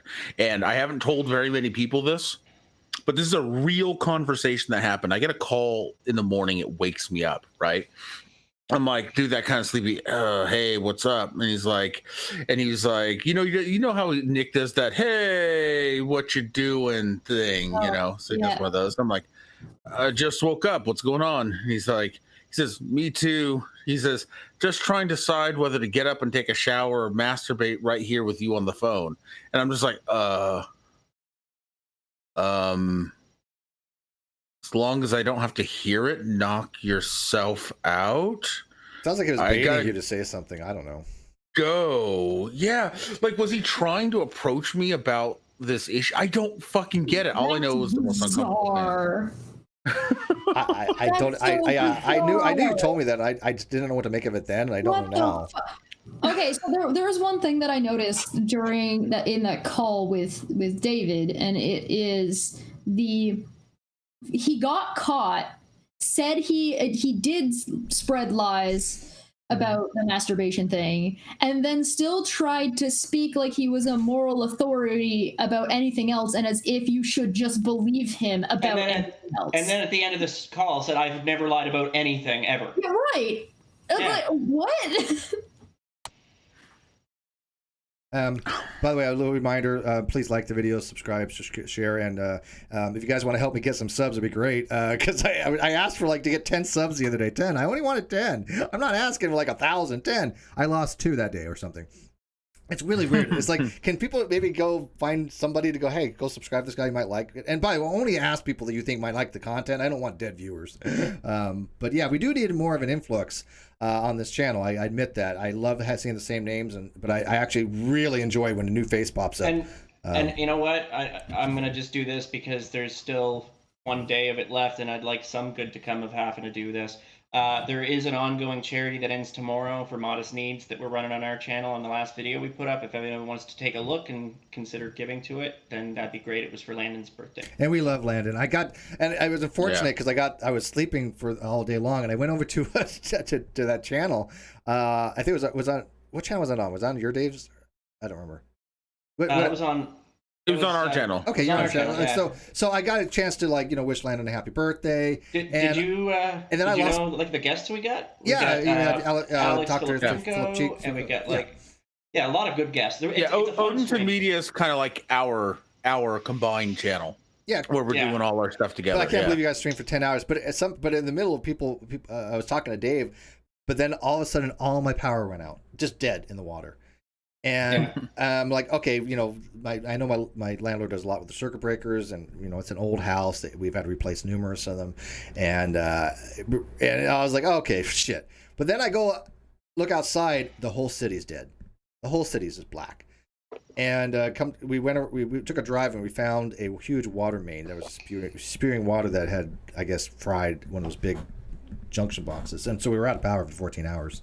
But yeah, happy birthday, Landon. Great thing if you want to have a fundraiser for him. I just donated $100 to a cyberbullying project that I'm kind of working with behind the scenes, and because I told people the other night that, you know, I would donate some super chat because they were very, very giving. So I donated $100 against cyberbullying, which I think is a very worthy cause, which we will be talking about in the upcoming weeks. But to get back on track here, I don't know what else you want to go with this. You know, do you want to tell them about the interface drama, David? Oh, that's your thing, right? Sure, I didn't even know it was drama. You were the only one that even knew it was drama until it was like drama. The lace and doilies? That was literally the reason he said you were arguing, because you wanted a fancy interface with all these. He told me you had doilies and lace, and I saw what you shit. Yeah, and I saw what you had, and it didn't look like doilies to me. No, okay. This was the funniest thing, right? He said he wanted to lean into the steampunk thing. Like, all right, cool, right? So we've got an industrial, like, brass track that comes up with the super chats written on parchment paper. He loves parchment paper. And I did the frames they look kind of like picture frames. And by the way, these are all 2D assets of just me taking two-dimensional textures and turning them into things that look like things like a picture frame or glass or whatever. And I made them look like picture frames, and I gave them decorative brass corners. Right, and these are vintage little decorative brass corners that That's what it looked like to me. Decorative brass or decorative. They had like scroll work and stuff on them. Yeah, and how is that a doily? Does he not know what a doily is? I thought we were going to go more steampunk. This looks kind of Victorian. I'm like, do you know what steampunk is? That's hilarious, actually. Yes. You're like, well, yeah. What? Oh, yeah, kind of. This is the embodiment of the meme with Nicolas Cage. The "you don't say." That actually is kind of funny now that you think about that. Like, what? But like, he had told me that I made some changes that he liked. I guess that's what he told me, and he said everything was fine, right? And then all of a sudden he blows up on me, tells me nothing's fine, and then I find out this whole time he first went to David, convinced him that it was okay. He went to me, told me it was okay, and then told me it wasn't okay, then told David you knew it wasn't okay, and you were manipulating things, and you knew I wasn't okay with it. Yeah, I don't even know. And then proceeded to use that as an excuse to get rid of first David, and then as a basis for your going out, or so he calls me, which obviously it wasn't, to bring me in. And that's where I came into the picture. Like, no. I mean, I think it's clear that Nick just did he's two-faced. Yeah. No, it's not even that. Business Nick and then not. friend Nick, right? No, there isn't even business Nick and friend Nick, Steve. There's just Dick Nick, and no one noticed. Okay? Like, that's the end of the day. There is one Nick, and everybody just didn't notice. Yeah. I'll read this one. Reach both $5. Nick seemed like he wanted to use talent to build a channel, and once the core was done, boot them one by one, call it his own. He is a user. And it's so funny because I had people try to accuse something similar to me, and yet most people that I've had working with me from day one still work with me for that very reason. I mean, look at Bull, 5 years. Look at Reds. Chess has been a few years now. It takes a village, and we have to. Yeah, well, it's been a few years. Long? Yeah, look back on Twitter. It's been quite some time. I can't.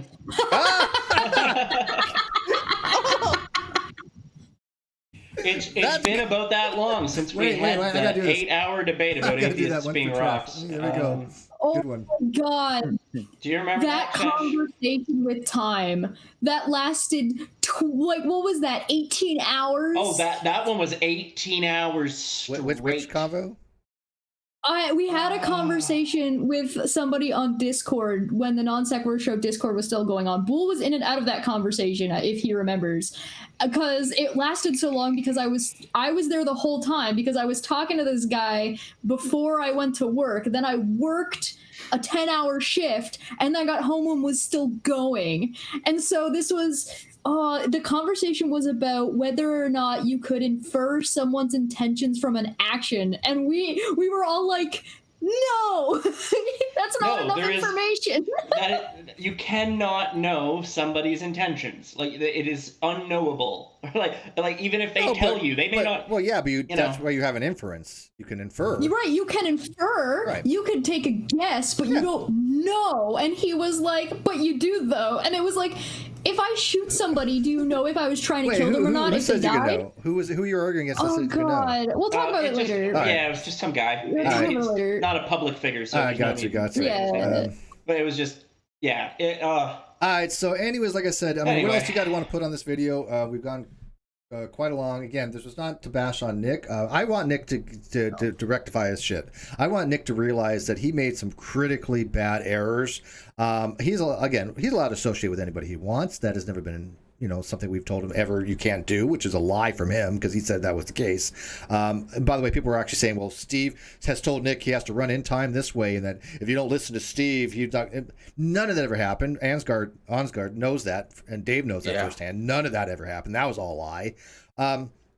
But Nick was a reputable part of this community. Nick was a friend. I actually can say I loved the guy, or the guy I thought he was. That person doesn't seem to be the case of who he actually is.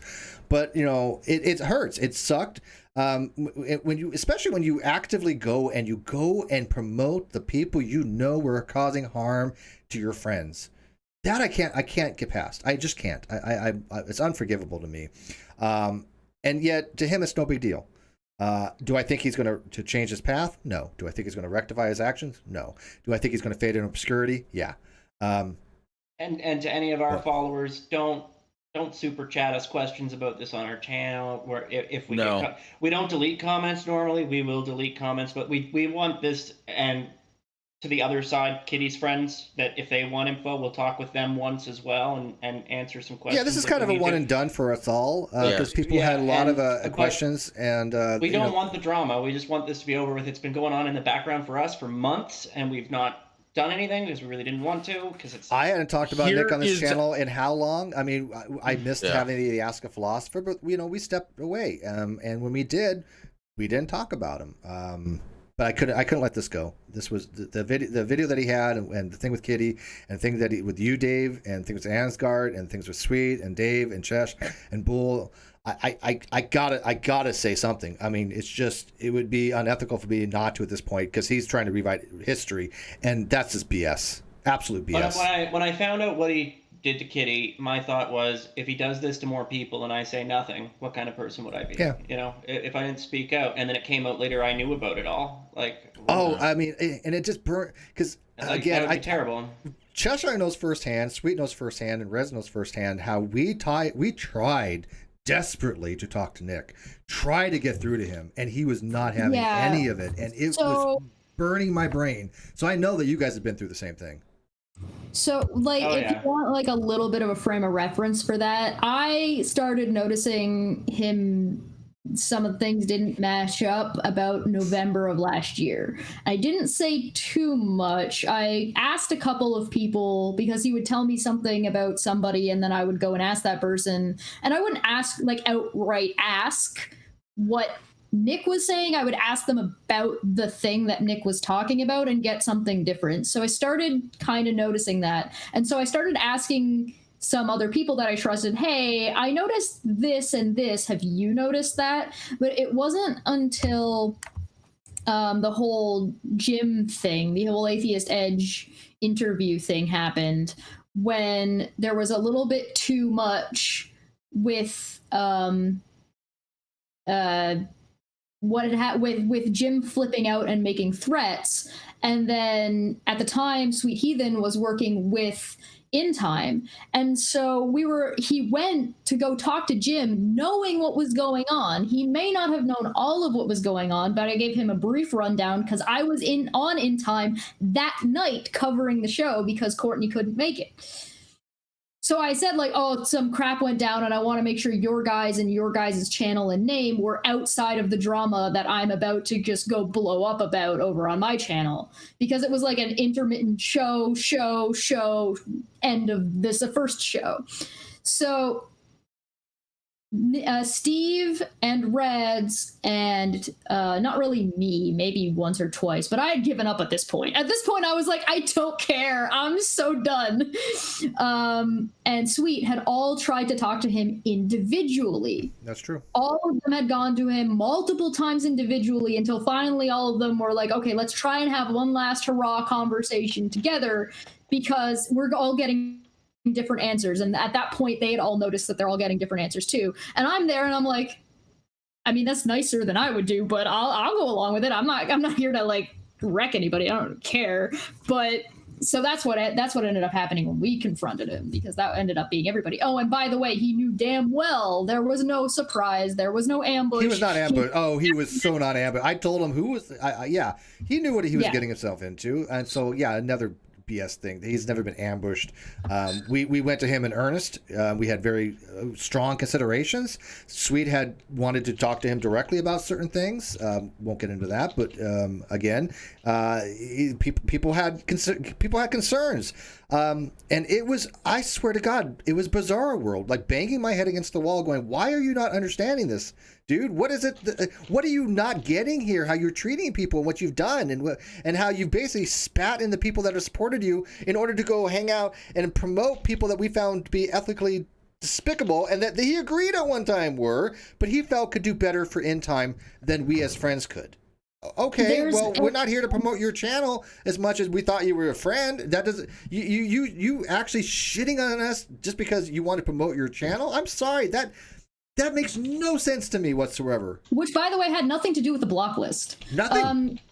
There's a question in the chat, I think, that would probably be best directed at Ansgar.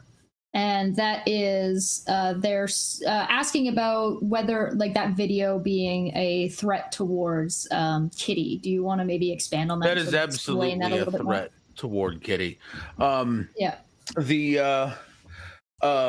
he says that there's somebody that has been harassing me for this many months, and I've been preparing a legal suit, and if if you continue talking about this, my lawyer's coming after you.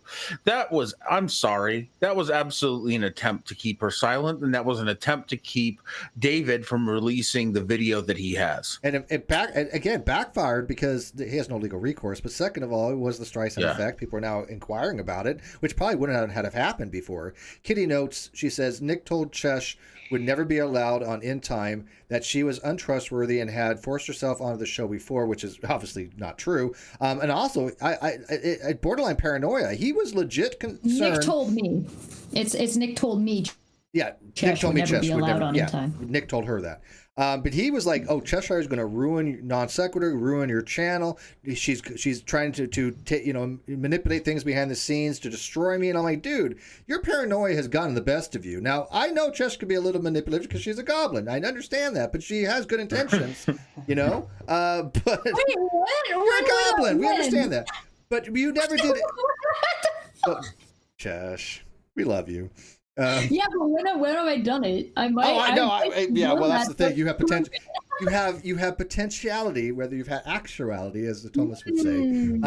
But he legit thinks that you're like for example, like, oh, Steve's got a weird hacker. I know hack. I mean, I don't have the potential to, But they made these weird things that they formulate in their heads, and for some reason, you were this great master Machiavellian, overlord, and I'm like, dude, that's he actually blamed you, Chesh, for when Ordinary came after me and my wife's fundraiser.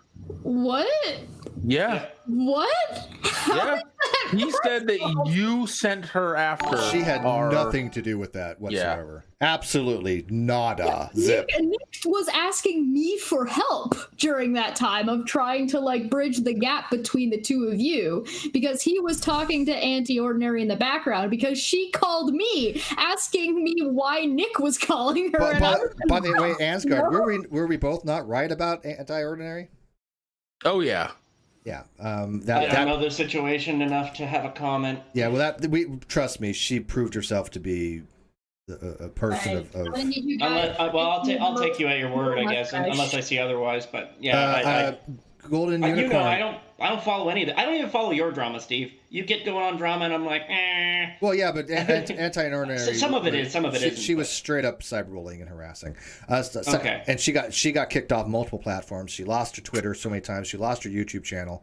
Golden Unicorn, $5 New Zealand. That block list that Nick supported and was aware of before it went live.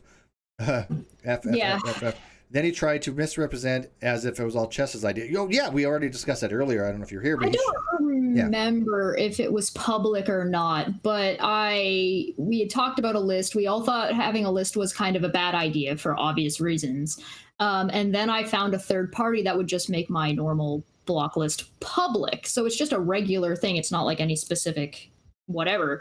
And Nick applauded me for finding something that would work and would be way better. It's not perfect, but it is what it is. And he was like, "Wow, good job. That's a really great idea." And of course, there's always that problem with making a list, right? As a matter of fact, it really kind of disturbed me when I hate to say it, but I hate to say it when Dr. Misha Griffin had actually tweeted something to the effect, "Oh, Cheshire has a list," and trying to call it like McCarthyism or something like that. I was like, "Are you out of your mind?" I was like, "Are you so misled on this?" Because that's nothing to what it was. Who knows? I wonder how much. But there's always that dangers of these people, certain people, reading too much into something because they don't have all the facts. Maybe Nick was talking to her too. I have no idea. I like Misha. We still talk to Misha. Misha is a lovely human Misha being. Griffith. I love she was her. a grandma like to me. I was there the entire time for her, and all of a sudden, out of nowhere, she did a 182 and shat on me, and I have no idea to this day why. I've never asked her. All I will say, Steve, is for Misha, because I love Misha, I'm going to give her the benefit of the doubt. I know she's got some personal stuff in the background. I'm aware of this too. So but I think she could have been manipulated. Maybe. I don't know. I don't know. I haven't been part of that. I love Misha. I love her to death. I don't have anything ill will against her either. Again, we helped her get started on a subtle history. I never thought there was a problem, and all of a sudden she was just talking mad shit about me, and I was like, what the hell's going on here? And again, do I think she was manipulated? Sure. Have we seen this behavior? And we're going to be talking about emotional manipulation on an upcoming episode of Caffeine Corner, because I see it happening frequently. We know for a fact the amateur conversationalist was completely manipulated by these people, but just called that out ages ago. We saw that coming. And so it is a form of trolling tactic that people will say things to certain things. Like, for example, I found out, again, Nick was saying some rumors about me that were not true. Her and Nick had the same issue with my block list, from what I've heard. It's essentially that it's okay for us to block you, but if you block us back, it's bad because it's public. And I will say, like, to Uni Rock or whatever, who's saying in the chat of the YouTube that I go around recording people, I've literally only ever recorded 2 things ever, and that was a public Discord of Kyle and a public Discord of Nick, and both because there was ongoing reasons that I personally had that I wanted to have a record of those situations. And by the way, your recording was entered into actual evidence, and it was attested. There was an attestation to you. You had actually done an affidavit that it was a true and accurate recording that you recorded. Hey, guess what? It was legal. Go figure. Mm-hmm. So this whole notion of being, oh, well, it's only one party, two party, you can't record Discord, is bogus. It's BS. It's nonsense. It is a threat. It was as an empty threat. And I do agree with Ansgar. The way it came across, the way again, this is my subjective evaluation, it was to come across as, hey, Kitty, you talk about this, or you go through with this, or you do anything against me, I'm going to it's just a threat to you. It's an empty threat. I'm going to make your life difficult. That's what right? Well, and Discord is literally invented as a chat tool for people who streamed and gamed at the same time.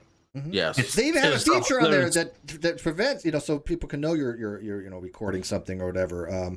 They're aware if you're in there, you are susceptible to being recorded. We understand. Recorded. You come into StreamYard, you're susceptible. Any Discord server in any voice chat room, just people don't even take the server owner's word at it.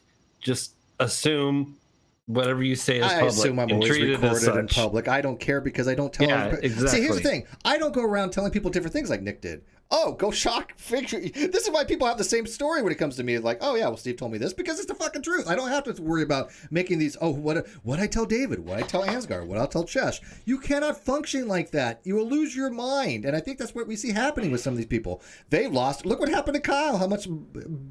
He lost his mind. He got to the point where he was actually fabricating evidence to a court. I mean, it's a lot easier. I have a question for you, actually. I have a question for you guys. Do you have any idea about this argument that he seems to have about copyright? No, none of us can figure that. My lawyer has no idea what the hell he's talking about. Steve? Oh, sorry. Wait. What copyright? He's got some kind of argument about Kyle having copyrights over non sequitur stuff. Do you guys have any idea about what that might be or where it came from or anything like that? Because that's bizarre to me. He wasn't talking about any of that while I was there. Chesh, I think that you need to trim your mustache to more accurately represent Nick's perception of you. Just bring it in a bit. I see. I have a marker.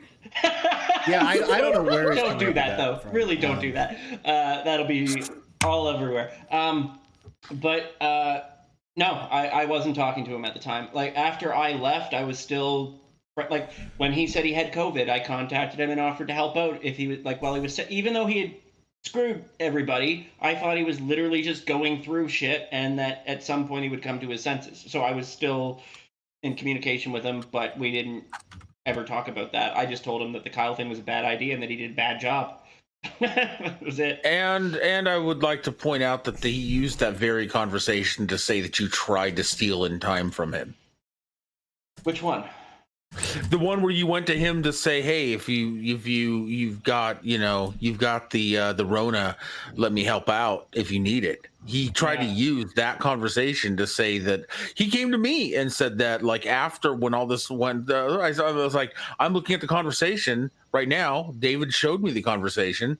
That he didn't say that, and he's like, well, he's just showing you part of the conversation. No, I am looking at the entire conversation unedited. He did not say what you tell me he's saying. Well, it's in there somewhere. No, Nick, it isn't. I scrolled I showed Ansgar the previous conversation and the following conversation too, all of it live, scrolled through it because at the end of the day, I try to be honest with people, right?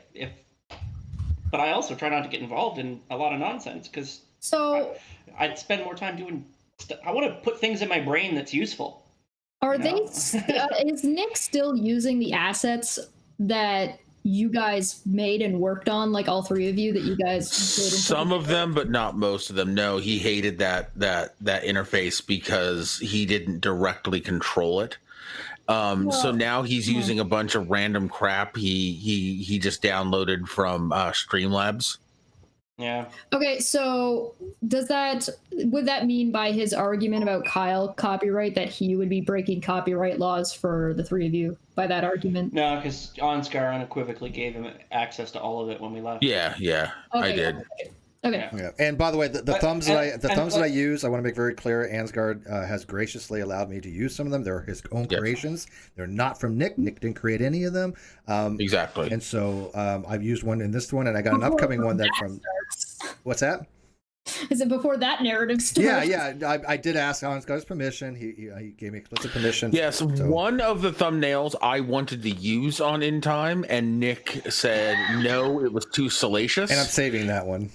You know what episode I'm saving that one for. Oh, I know. I'll give you full credit. Ansgar Media, Ansgar Odinson Media, full credit. Absolutely But thank you for allowing me to use your Absolutely, man. See this, but this is how it works, right? I mean, you give somebody permission to use it, and you have it. So when they say, "Well, this is my stuff," you're like, "Yeah, but I have permission." And people ask me the same thing. By the way, they ask me permission on stuff they don't even need my permission for. I'm like, "You don't need my permission. Go ahead." But I give credit where credit is due, of course. But yeah, I don't know what he's talking about with the Chesh. There's no law on the books that he's talking about. And somebody had pointed out he would have to go to federal court anyways. I mean, he's going to be going to prison. I mean, do you think he's really going to have time to go to start a federal, get $25,000 raised to do copyright for what? Oh, Kyle? Yeah, Kyle. Yeah. What benefit that'd be to him? I mean, it takes $25,000 to even start the procedure on the federal court, just about. And everything's already been turned over to you anyway. Yeah. By law. Yeah, and so we're I was just like, but yeah. Now I have 2 interactions with Nick that you guys might not be aware of. So there was one where he tried to gaslight the absolute hell out of Manya on Facebook. That was over the gym situation. And then there was 2 times on Twitter. One was he flipped out about the block list and lied. Like, it's just inconsistent even within its own. It's a drinking game. Him and Kyle are the same. Take a drink every time. They're internally inconsistent. Not even just lying, just internally inconsistent.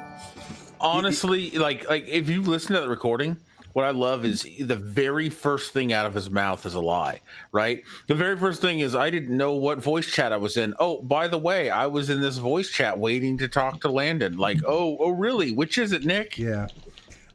Super chat. And by the way, we're talking about the recording. We're talking about Discord. Yes, we know that it's not always legal to record. We understand 2-party, 1-party consent laws. That's not the issue. But on Discord, you have no expectation of privacy. This has been well established. There's no case law saying otherwise. If you're on Discord and you're chatting with somebody, public or privately, they can record it. And you're like I said, Kyle found out the hard way on that, and it was used against him.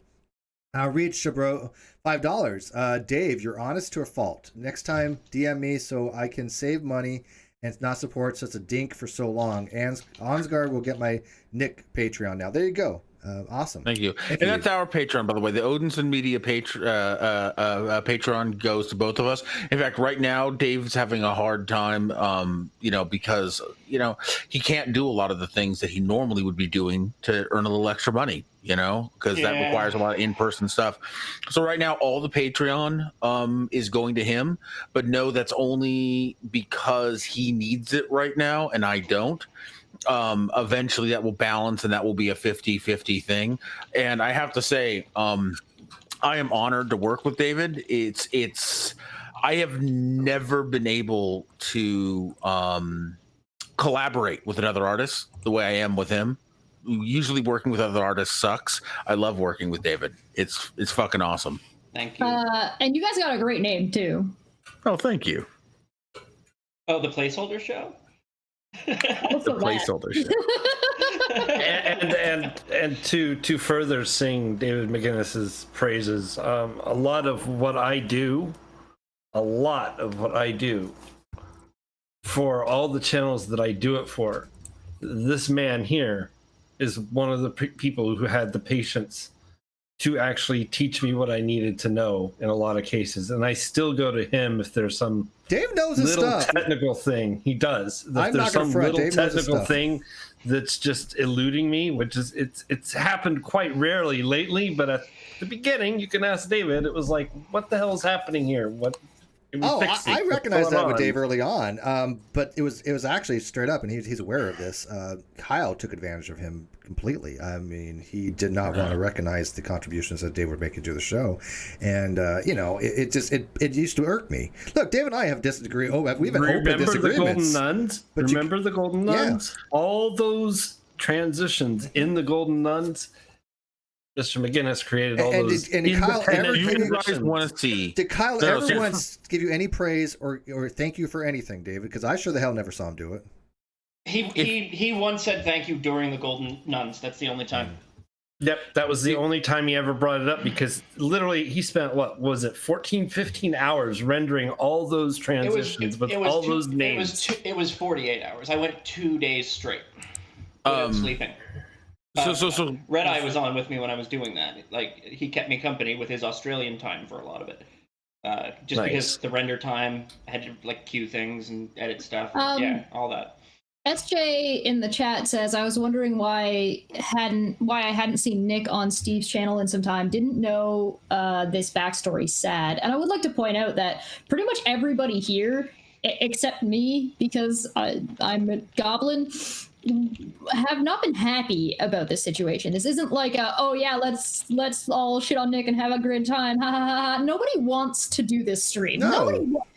Hell, even I don't really want to be here talking about this. We were seriously hurt by Nick. This I was was not just the one who was least like emotionally distraught or bothered by his loss. That doesn't mean it's something that we all want, right? Hey, Nick, Steve, can I get a wrench so I can link the channel in the chat? Yeah. Ruthless is asking where they can find our show, and David's gonna link that. By the way, if you want to see some of David's most impressive work, go to our channel and look under the heading Gothic Puppet Theater, under the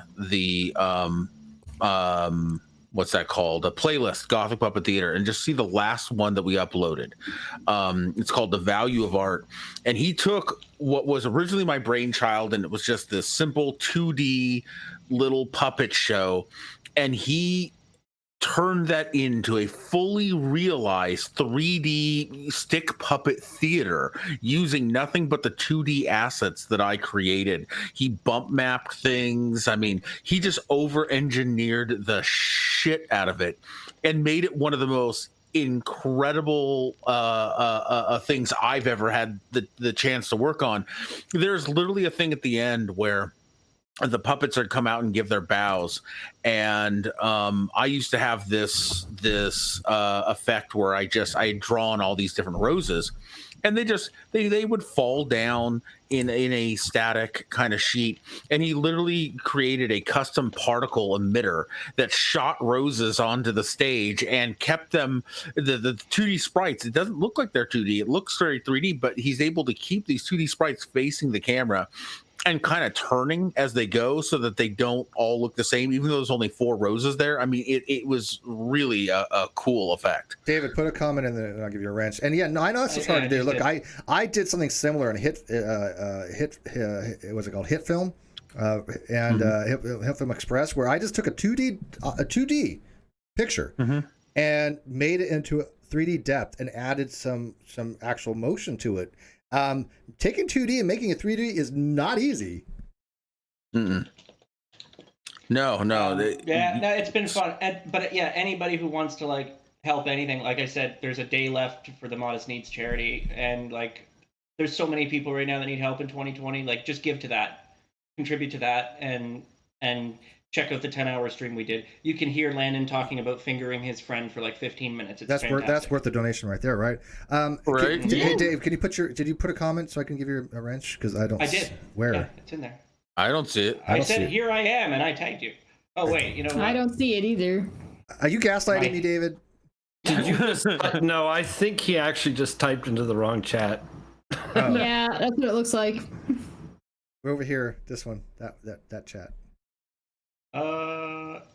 Okay. Give me a second. All right. I love it when stuff like that happens. I'm confused here. That's my favorite type of blooper. I am on your channel, on the Steve McRae channel. I don't see your name. I said Steve McRae, and I tagged you, and I said hi. Where the hell is I didn't see it either. Here, let me try. I see one from SJ. I would see one from 666. Here, just. Yeah. I see you, Ansgar. There's Ansgar, yeah. Hi. Ansgar. I just said hi directly after Ansgar. Although for some are you reason, Are you Woohoo? Why are you on not your regular account? I'm on David. No, it says Woohoo. Hi.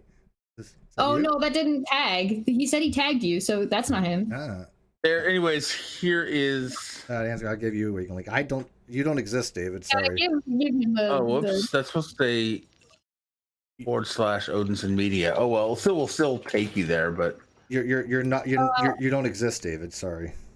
Just a heads up, I had to approve Ansgar's message Oh, sorry, Ansgar's message. No, I did say that right. What? There we go. Okay, but yeah, you got a wrench now. I should be good. I shouldn't have to approve you anymore. I don't know why I had to approve you for saying hi.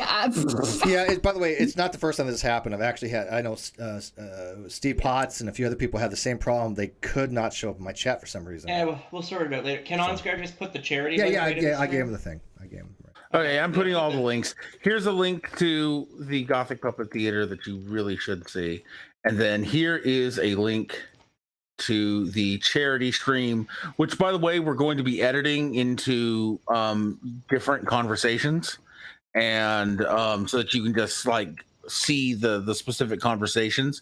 But for now, it's a 10-hour stream, and there's lots of really interesting conversations with really ginormous brains, and it was amazing. And like I said, we get into both Landon fingering his friend and suckholes, so it's definitely worth a watch. I love the finger thing because I'm an old internet guy too. Like, that just cracks me up. Poop in a Can is also going live over there if you guys want to check that out after this, because that will actually be live. Who's that? So there's also that.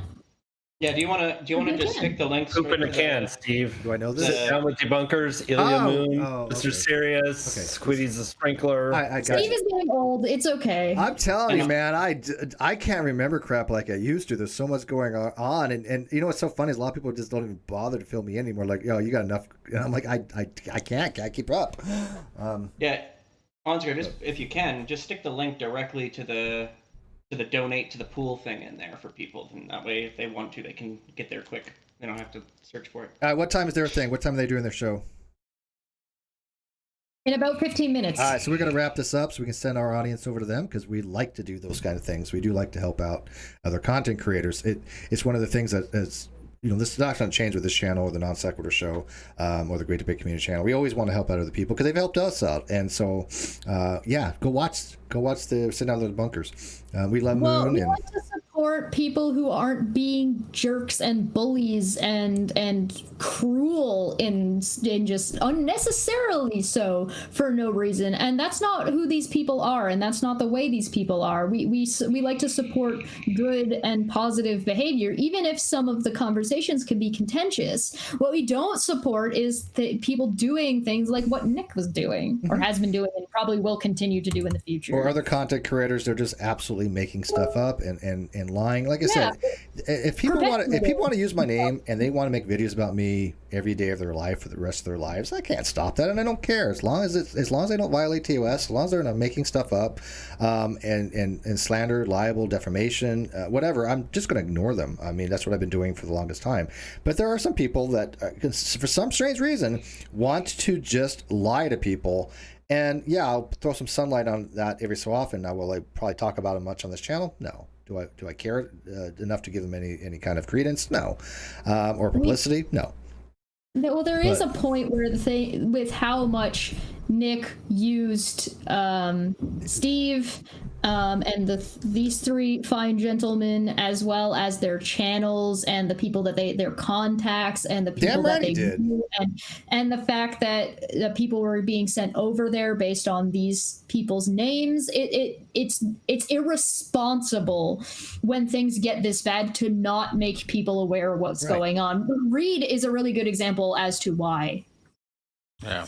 Yeah, that's exactly right. I mean, look, if he hadn't used our names and he hadn't used the fandom we have and the people that watch, and by the way, trust us, because when we tell people, hey, look, this is a good program, we actually have to like the program, no offense. I don't just send people over to people I don't like or don't think are doing a good job or is unwatchable, because then who would trust me when I say, hey, look, we got this really good, thing to watch? They'd be like, it's just them, saying stuff. So yeah, I think by us supporting In Time at the very beginning, we have not only a duty but an ethical responsibility to say, look, we don't regret supporting them at the beginning. We just can't any longer, and these are the reasons why, because people have asked. But I did the same thing with other groups. I mean, to throw it out there, I stopped associating with the Geek Room. Made it very public. I was not going to have anything to do with them, but they still, continue to use my name, which is fine. They can. I don't care. I don't watch their stuff. But but there are reasons why we distance ourselves from these people. But I think now most people do understand why, do understand we have our reasons. And every day there seems to be more out there that just completely agrees with our justifications and our reasons why we have done what we've done. But yeah, we don't like having to do this stuff. It sucks. It really, honest to God, sucks because Nick was a friend. I'm never going to rewrite history and say that he wasn't. I love the guy. I know that other people had actually met him in real life, and that to me is the worst kind of betrayal. Stabbing somebody in the back to say, look, my channel means more than our friendship because I'm going to go, use these other people that I know are morally reprehensible, but so what? They're going to help me promote my channel, and I'm going to throw everybody else to the side and lie to everybody and manipulate people in order to have my channel do better. I can't support that. I will never support that. I've never supported that. And it's the reason why I get a lot of crap, because Booleanenator, myself, Reds, and other people have walked away. Jared was in here earlier. He has walked away. Sean Hufford has walked away. A lot of us has walked away from people that we knew use these types of tactics, and I can't do it. So, all right. That's my final rant on the measure. If anybody else wants to say anything, good stopping point. All right, guys. Thanks a lot for watching this. Like, subscribe, and go and please put the video link for the sit down with the bunkers in the live chat again, so we can. I got that. And if you guys want me to cover the kind of maybe something a little bit more specific where I can show you guys screenshots of Manya's situation as well as the whole spiel with the block list, I can show you guys directly what had happened and what gone on with Nick specifically. So if you guys want to see it like more directly rather like with screenshots and stuff, I can do that, but let me know. I feel like these videos have probably gotten a good handle on what's going on, but again, it's I'm open to it if you guys want me to. Just let me know. That sounds good. And all right. Good night, guys.